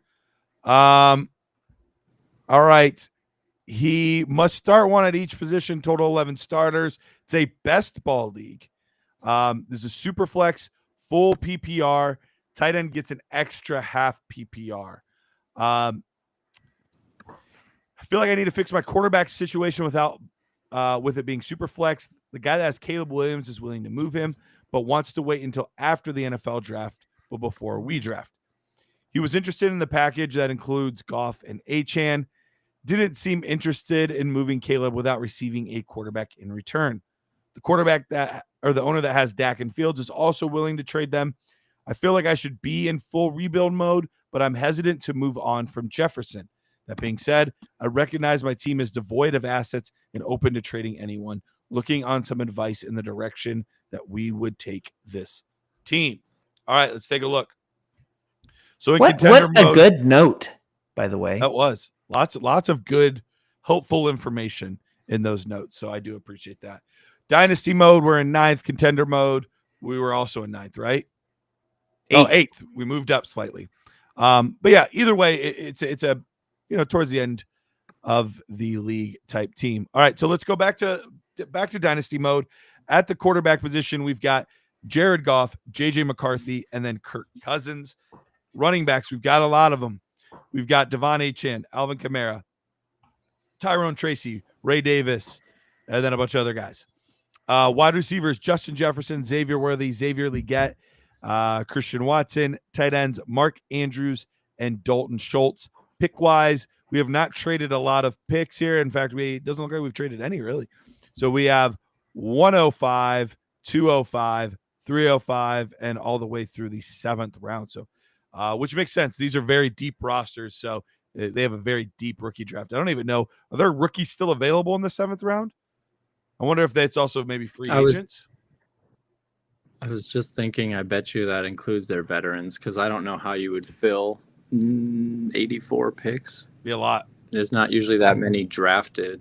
You'd have to Definitely dip into the UDFAs. UDFAs for sure. Yeah. All right.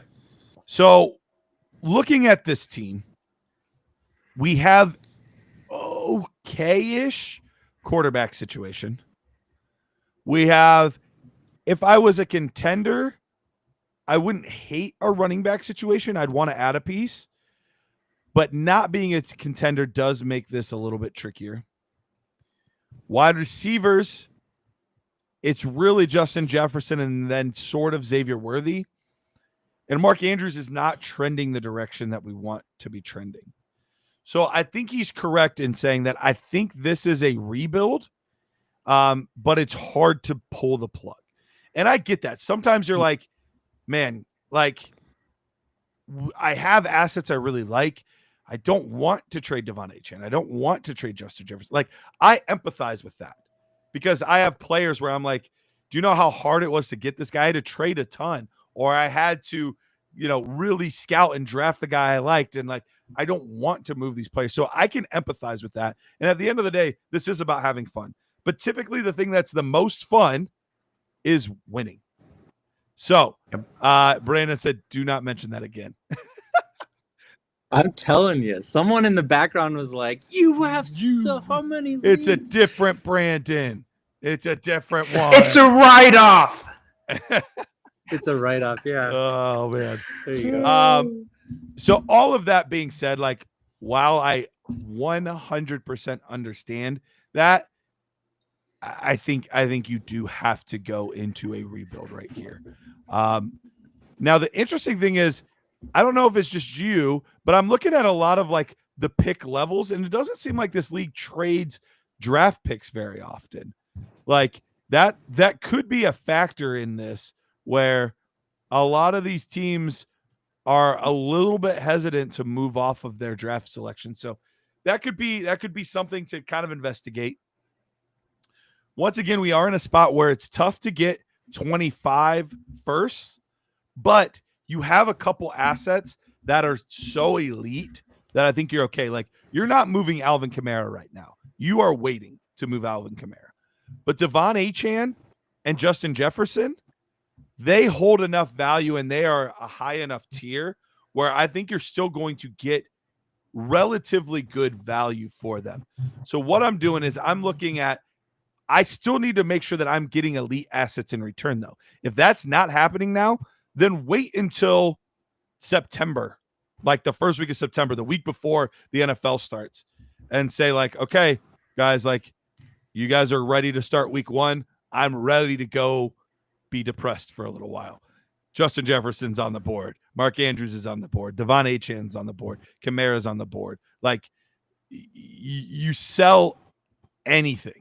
You sell anything that anyone wants, and you make it happen. It sounds like John Paul is in the chat. He's more or less agreeing with this. Like, maybe you don't sell. I even though I would still sell Achane and Justin Jefferson. The only one I might not is just McCarthy, and gamble that he's going to be a little bit better than his value is right now. But other than that, like, I would just wait. I would just wait and make those trades.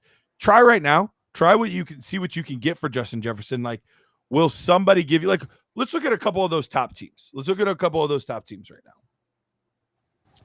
So this team, they're pretty set at wide receiver, but boy, do they need another running back. Like, I'm curious what they would be willing to pay for an Alvin Kamara. Probably isn't the right time. Probably need to wait till closer to the season. You might even have to go into the season. But at some point, somebody's going to really want Alvin Kamara. But This Devon is Achane could be very valuable right now. Go ahead.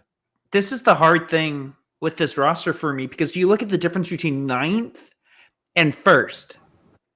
It's not a whole bunch, right? And like, it's definitely Dynasty a better value. team. What about contender? What about contender value? Let's look at it.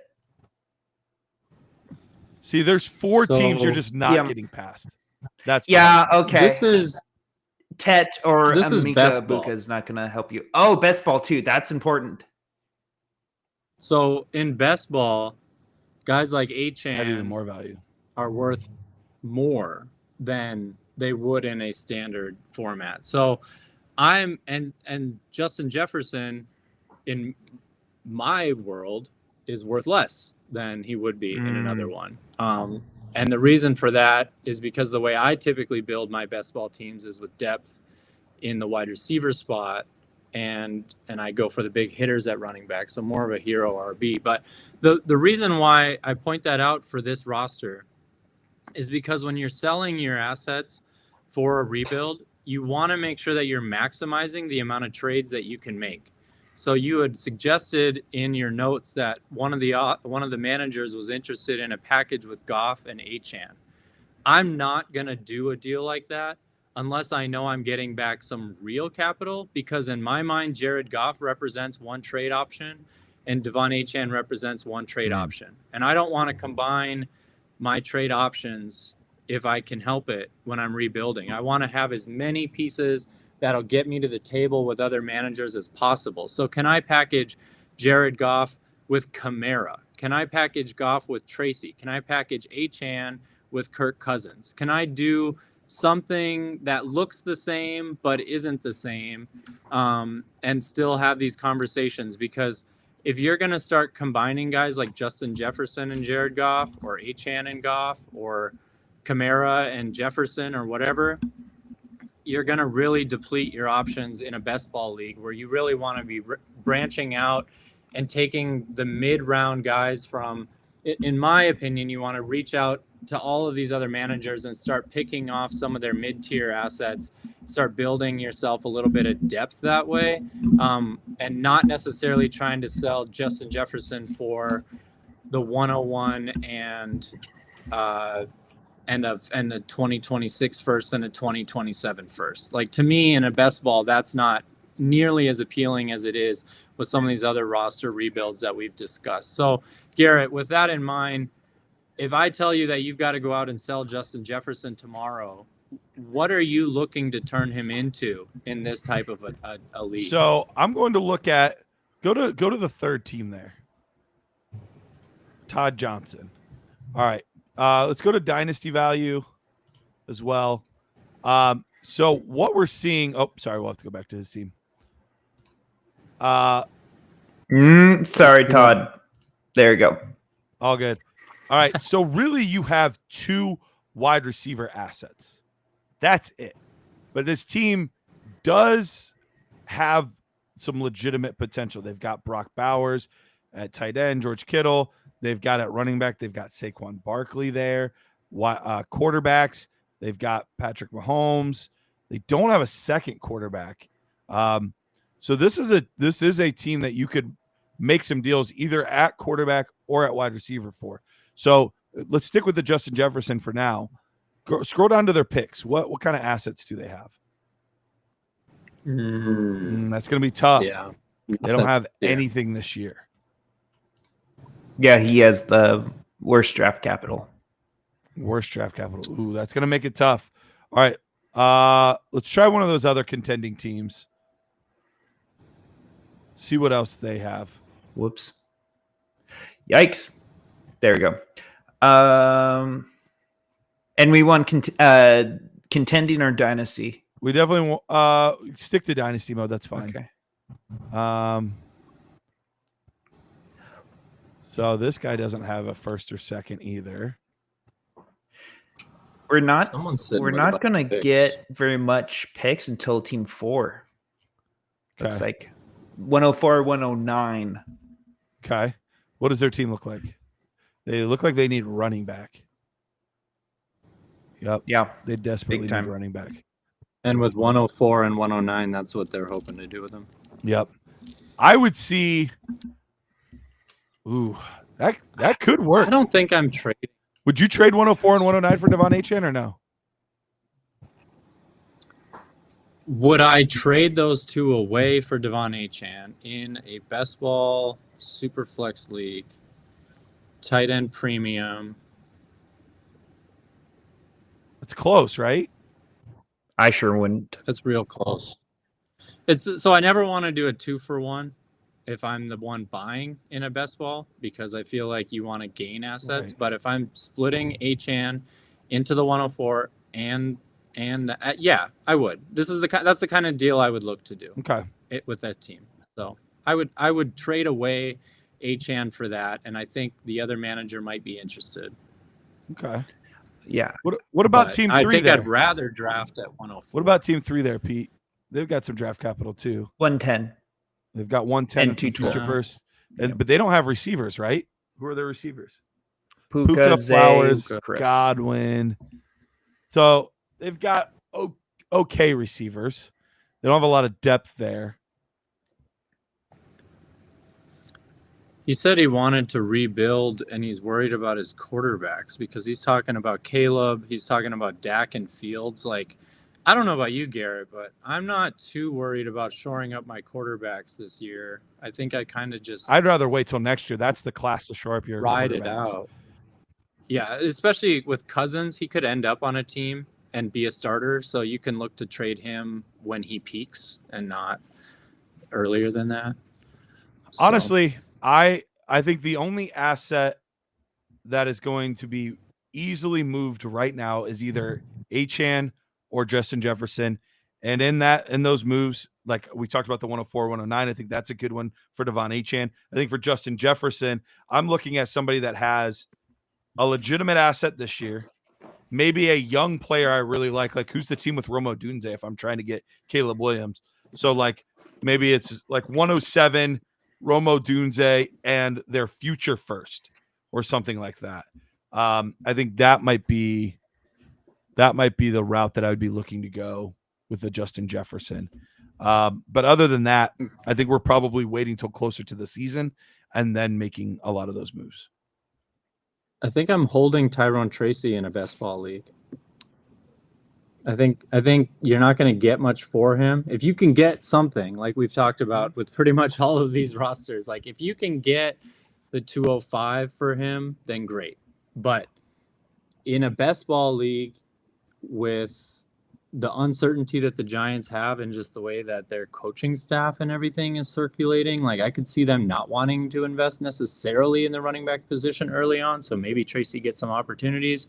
I think he's in this type of format, the kind of running back you could sell after a big week. So if he comes out and is the starter for week 1, week 2, you might be able to get something for him in a best ball league at the start of the season versus like in a redraft where everyone's feeling so good about everyone they have. So those are some of the differences between best ball and having to set your lineup for me as a guy like Tracy. But yeah. All right. Perfect. Garrett, side note. When's their next show for everyone watching right now? And if You're want to watching get right their now, roster review in. we have now officially committed to every Monday and every Wednesday. So twice a week, we will be back here discussing your rosters, discussing your trades. So if you missed out today and you're like, but I really still want them to look at my roster, that's right. Put one in. We'll get to it Wednesday. And of course, the nuke button is always available. You can always hit the nuke button at any point, and you will be the very next thing up. But yes, Mondays and Wednesdays, 2 p.m. Eastern time. We will be here each and every week. All right. What do we have? 2 more rosters We got we're gonna do? 2 more. All right, let's do it. This one's from Steven. All right, Steven. Roster rescue. 1 QB, what should I do? Obviously need some running back help. That seems to be the theme of the day. The theme of the day is we need running back help. So right now we have Jaden Daniels. Just a second. Oh!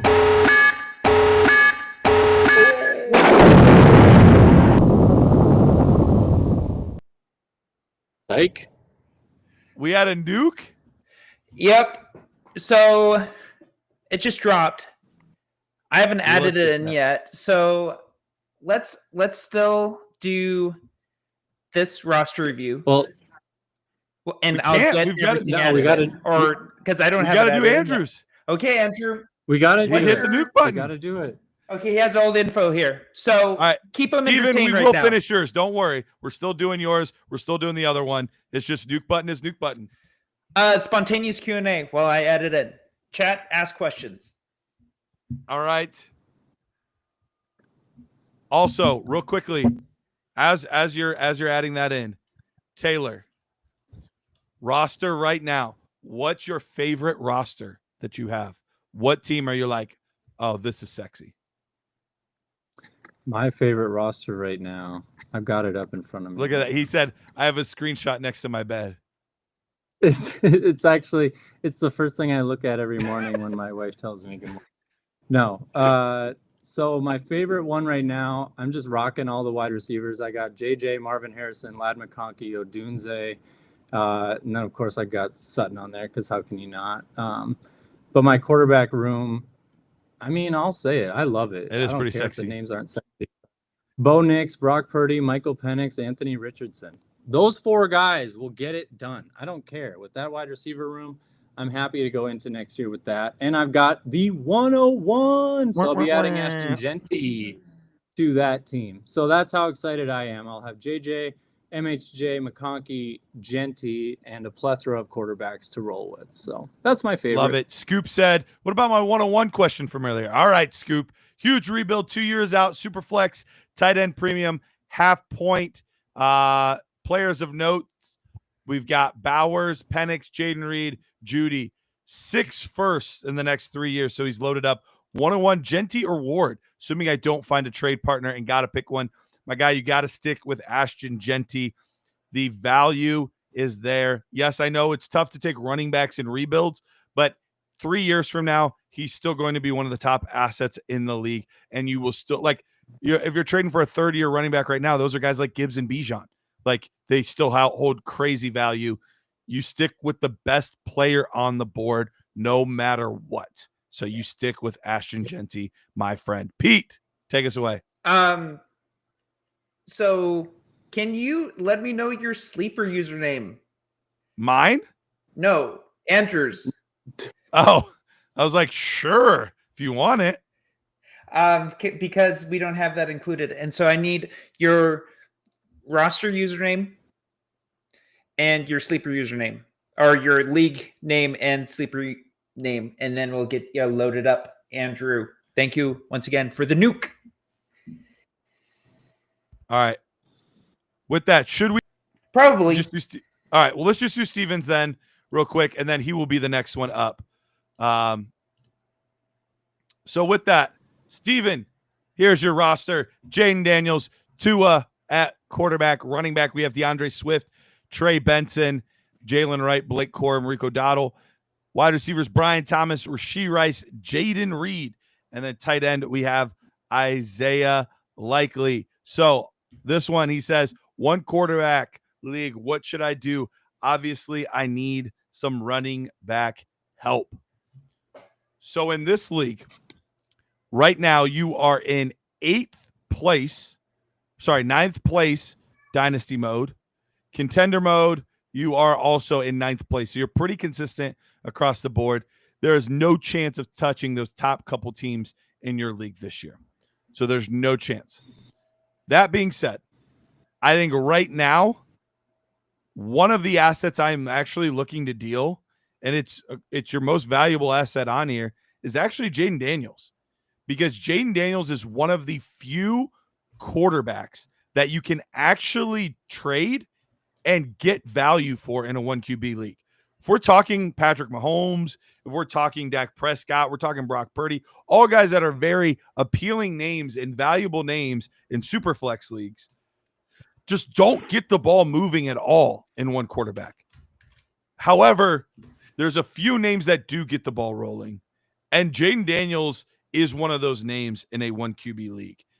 However, you can replace his value fairly easily.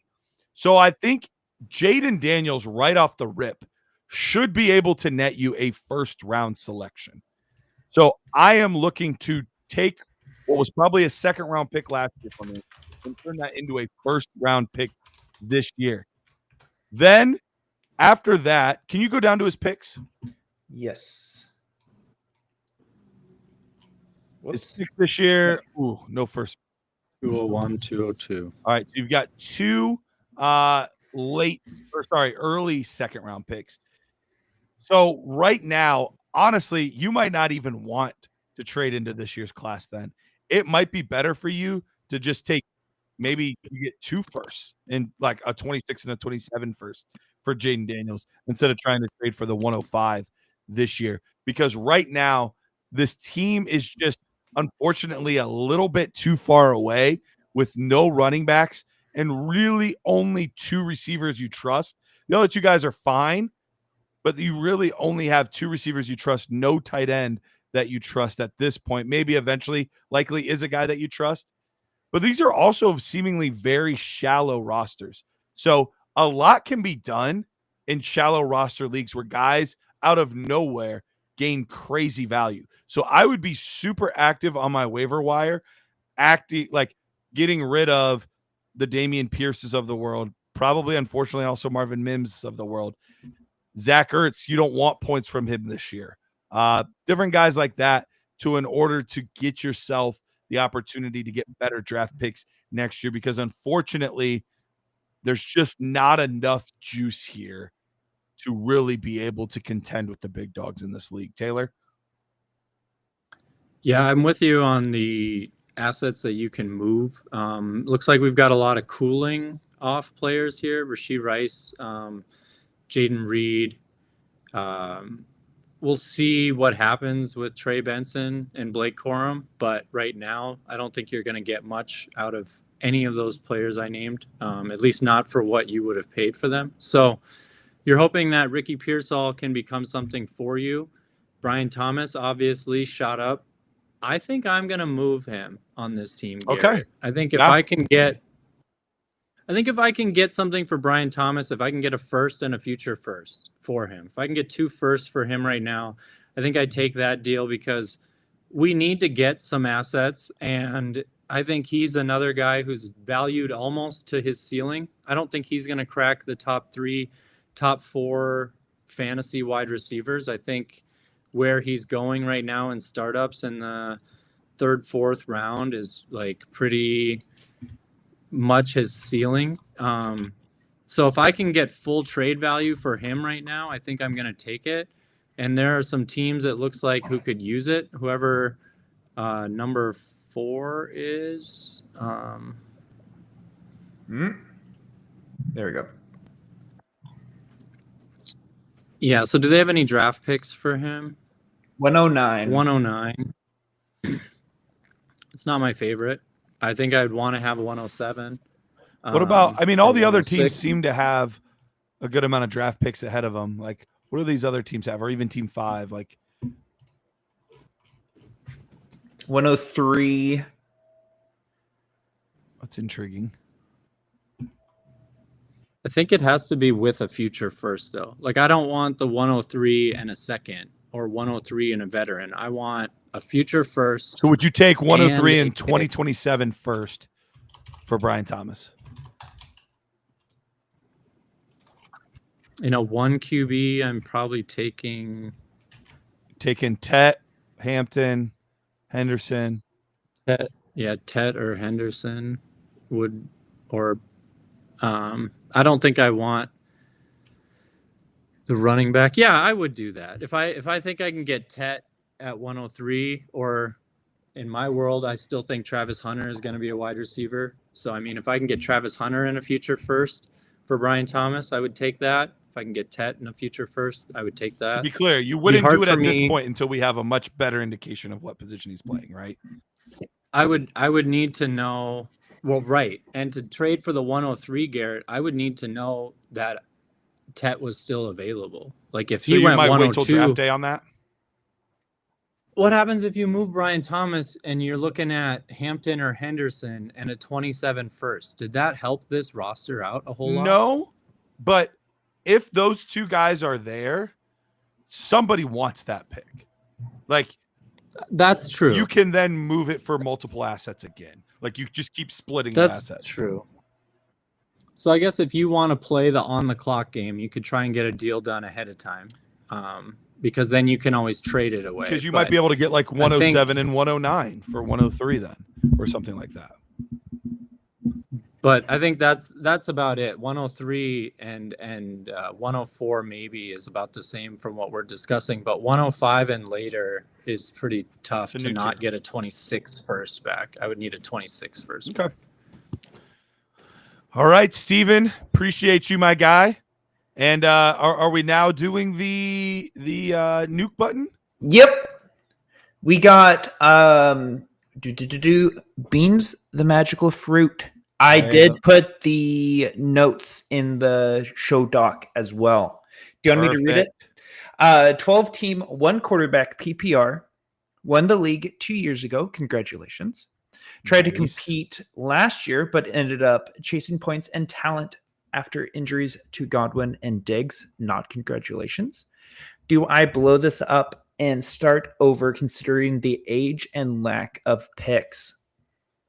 All right. So let's take a look at it. This is a 1 QB, right? Yep. 1 QB. So we've got Justin Herbert, Kirk Cousins, Jameis Winston, Breece Hall, James Cook, Isaiah Pacheco, Nick Chubb, Rico Dowdle, and Jordan Mason, who's now an asset as well. Terry McLaurin, Chris Godwin, Deebo Samuel, Adonai Mitchell, Jacoby Myers, Stephon Diggs, and then and DeAndre Hopkins. And then tight ends, we've got Kelsey and Kincaid. Picks wise, we do not have a first round pick, but we do have 208, 311, and 312. Dynasty wise, this team is the 9th best team, but on contender mode, we are up to 6th. However, there's a lot of trees in the way of getting to that top spot. So Taylor, I feel like I've been taking a lot of these first lately. You take this one, my guy. How do you kick this thing off? Well, it's a 1 QB. We're looking at Justin Herbert. We're behind the 8 ball, which is okay. But I think absolutely no depth, right? We got Cousins and Winston.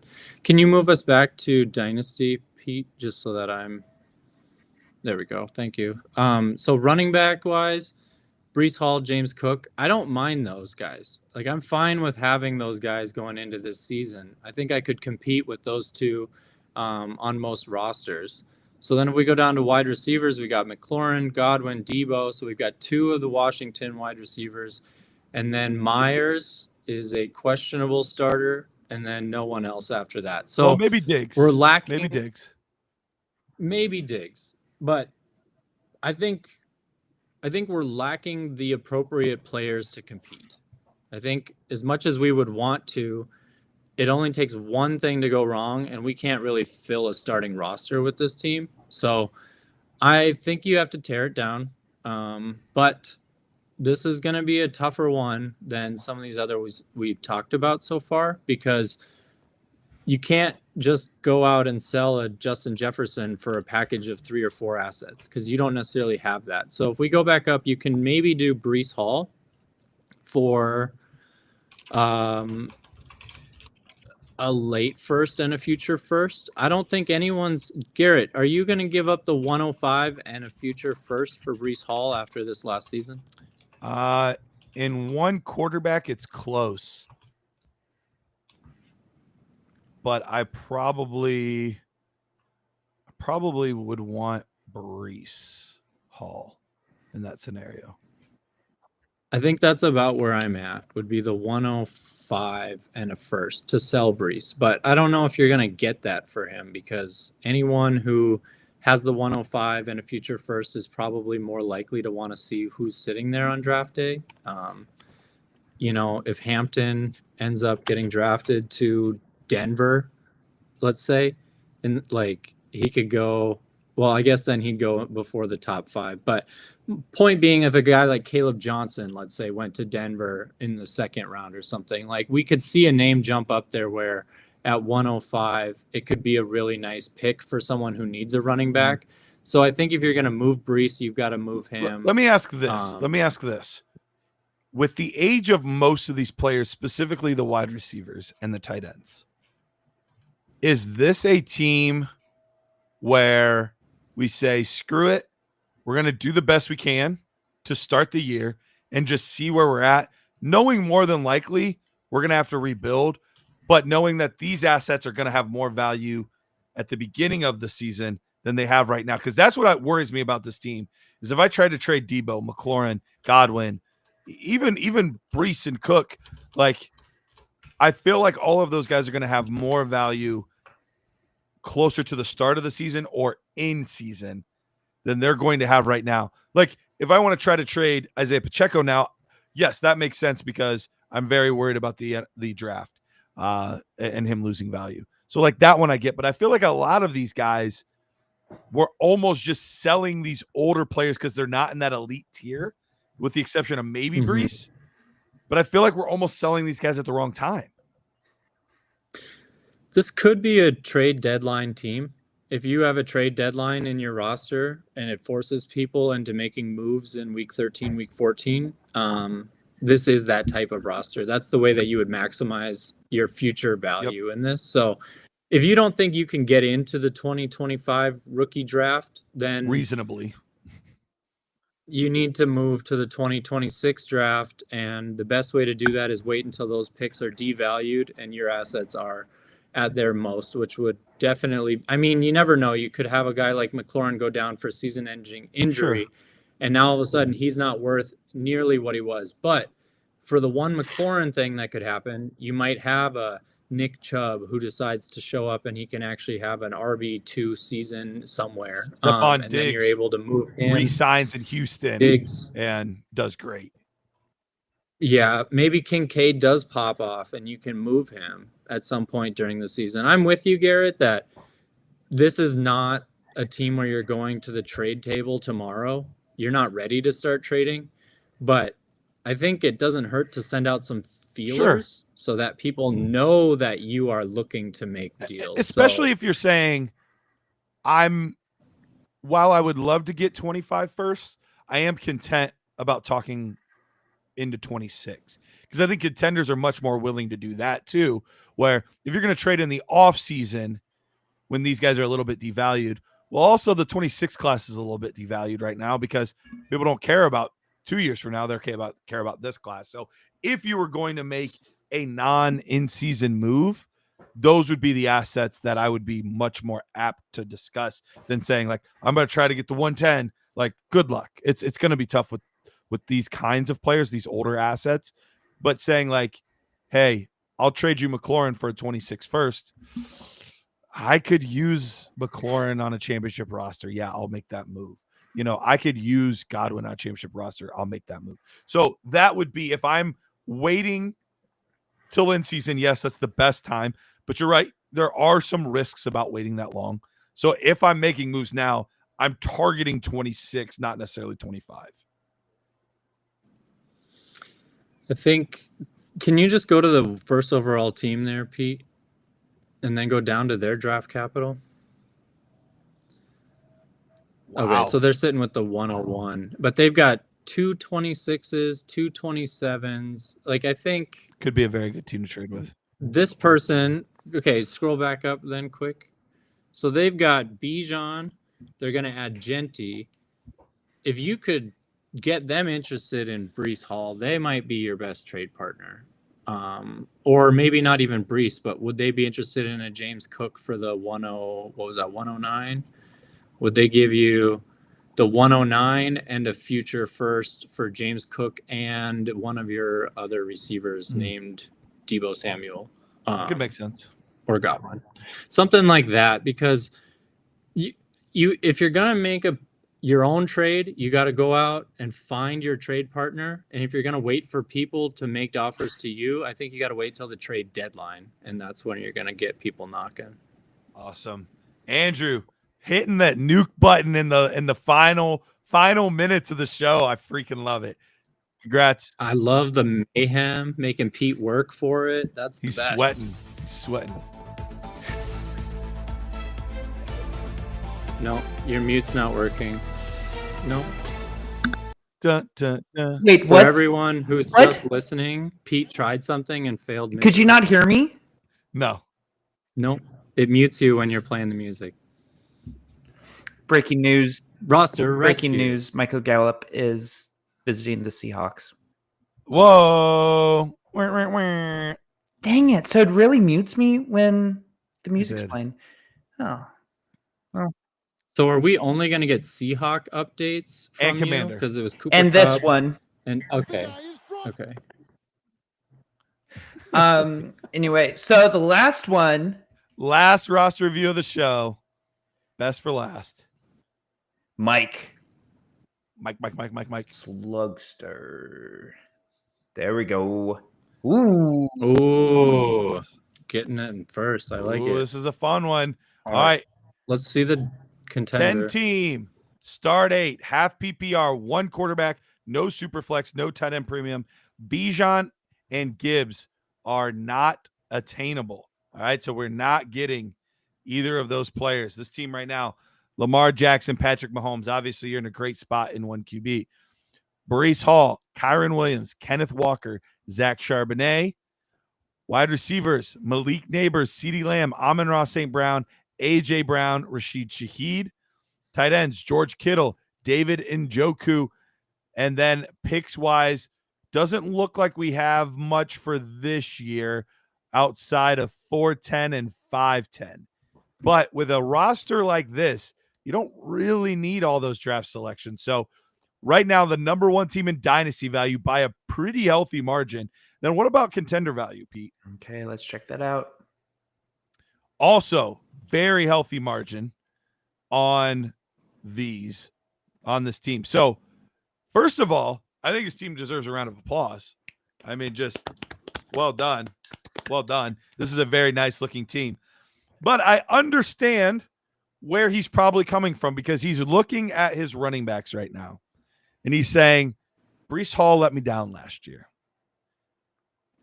The Kenneth Walker situation let me down last year. Kyron was really the only one I could count on. And the rest of my team is truly in contender mode. So, what options do we have? Well, we were already told Bijan and Gibbs are non-starters. It's not happening. We're not making those kinds of moves. So let's go see some of these other teams. Maybe not the ones that we're competing against, because those teams probably don't want any situation where they help make you better. But I would be interested in like team 6, team 8. Looks like they've got some running backs. Perfect. There. This Nailed it. was the team that I was looking for. What team has Derrick Henry? Yep. Because we don't want to make huge league altering moves because your core is super hot, sexy fire. All right. We don't need to do much else. That's what they called me in high school. Is it? That makes sense. But I was also homeschooled, so that was weird. fantastic. A+. No notes. I think Derrick Henry makes a ton of sense for your team. And this is a team that is looking toward the future because really, yes, they have Achane and yes, they have Chase, some pretty good assets, but that's really it. Like outside of that, there's nobody else that they're really truly counting on. And no draft pick. They have no picks. I bet we have their picks. We might. I hope we Let's have check. their picks. Because I think right now saying, hey, I'll give you my 27 first. What was their name? Okay. We have their 26 second. Okay. Yep, there you go. Have it back. Give me Derrick Henry, and what else do you need? Because your team's looking real bleak. And give him Their team. Jalen Colker, the young asset. Well, give him Jonathan Brooks and Blake Corum and his own second back. whatever. Yeah. Anybody like that. Like, I'd have no problem. I think that's the kind of move that I want to make. A guy that is a little bit depressed in value because of his age, knowing that he's only got a year or two left. But for this one season, can still be a top 6 dynasty running back. Like, I think that's the kind of move. Taylor, are you making a different move, or do you think that's the route you're trying to go? So the other thing I'm considering is the wide receiver room is flooded. I mean, it's a 10-team start 8. So can you just scroll up to? So we're starting Lamar. We're starting 2 running backs. We're starting a tight end, and that leaves us with 4 spots remaining. And we're still looking at Neighbors, Lamb, Amon-Ra, and honestly, it's A.J. Brown as your starter, not Brian Thomas probably. So that's like too much. It's like it's great. I'm stoked for you, but considering that you want your running back room to look a little bit better, I would rather turn Kyron Williams and and like AJ Brown or Brian Thomas into much better running back and a future asset? Can I get a future first and well, actually, you know what? That guy who's got Derrick Henry also has Achane. So if he's willing to trade Achane, I might be more interested to do like a Brian Thomas for an Achane plus, maybe, if you can get something on top. In an 8-team league, Garrett, I would rather deplete that wide receiver room and put more into my running backs or get future draft capital so that I can buy something, because I mean, Brian Thomas is hot right now, but in a 10-team start 8, is he even the wide receiver 1 on most teams? Like, probably not. Probably not outside of the bottom, like 2 or 3 teams. So find who he'd be ranked the most with. Find someone who will give you wide receiver 1 value. What's for team him, 6? And I would move. What's team 6 looking like? So here's another one potentially. You could go after Christian McCaffrey. He would be CMC. He would be fairly cheap. And they've got draft picks. They've got the picks, and they need receivers. Look at that wide receiver room. It's Ladd McConkey, and then a tier down to Jordan Addison, and then Ricky Pearsall, and then nothing. Like, they have nothing. Give me CMC in the 107 for Brian Thomas. I love that. Does that get it done? I love that. Does that get it done?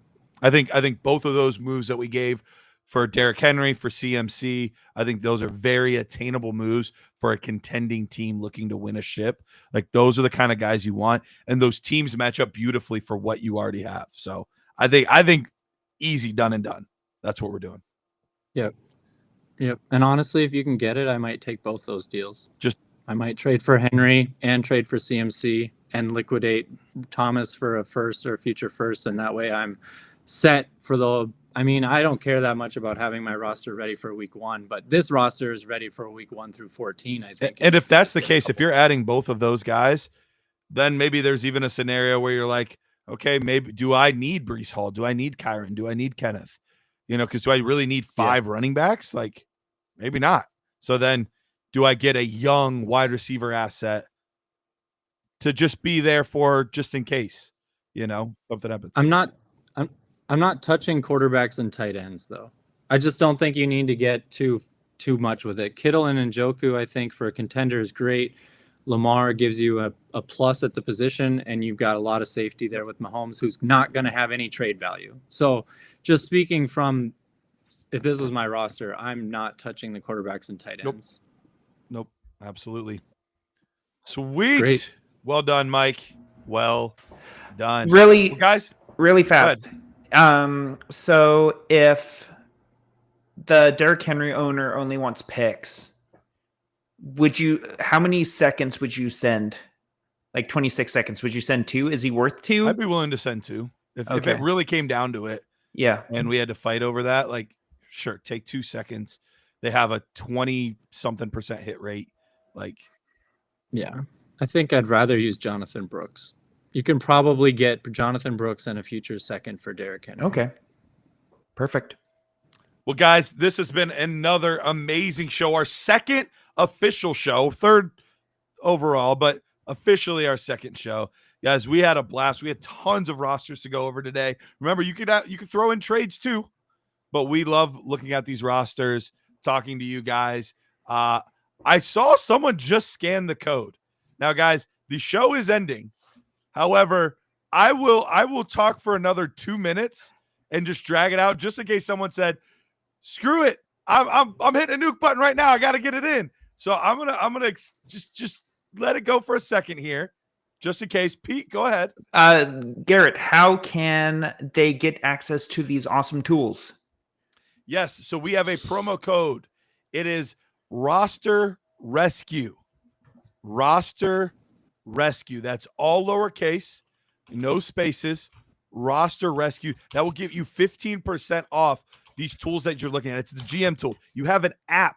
It's at your fingertips. You can do a lot of the same things that we are doing right here on the show. And it's a one-time, it's your first purchase. So yes, you can use it on your first month and get a 15% discount, but you're better off actually getting the whole year and getting 15% off your entire year. That's the best way to utilize this. You'll get all that. You'll also get the film room for that, because this is the time of year to watch tape on all these rookies. You'll get an extra podcast, so more of these good-looking guys, but it's in audio format. But whatever, still get more of this. Like, guys, it's the stuff. It really is. It's the stuff. And you'll even get the nerd score, which is our hard work taking a look at these prospects and telling you exactly what we think of them on tape. So I think I've talked long enough. Taylor, anything you want to bless the good folks with before we get out of here? Yeah, I just wanted to point out that what you were referring to earlier in the show, as far as the hit rates with the draft picks and how likely they are to give you a top tier, mid tier, or like a low result. We did have a recent article that just went out this morning, part of the Dynasty Trade Secrets series by Michael Warnell, where he actually goes into that from you and breaks it down and puts it into charts so that anyone who wants to see it visually and have a little bit more time to digest it, you can go over to the website and check that out. Awesome. Cruising with that same account, no, but if you wanted to put in a different email, you might be able to utilize that as well. And the nerd score comes out for 2025. That will come out. Let's see. It's usually the Monday before the draft. Yes, Pete. We also have a new app dropping, don't we? Yeah. It's our rookie draft app. There's so many things, guys. We could spend another hour promoting all the amazing things you get at Dynasty Nerds.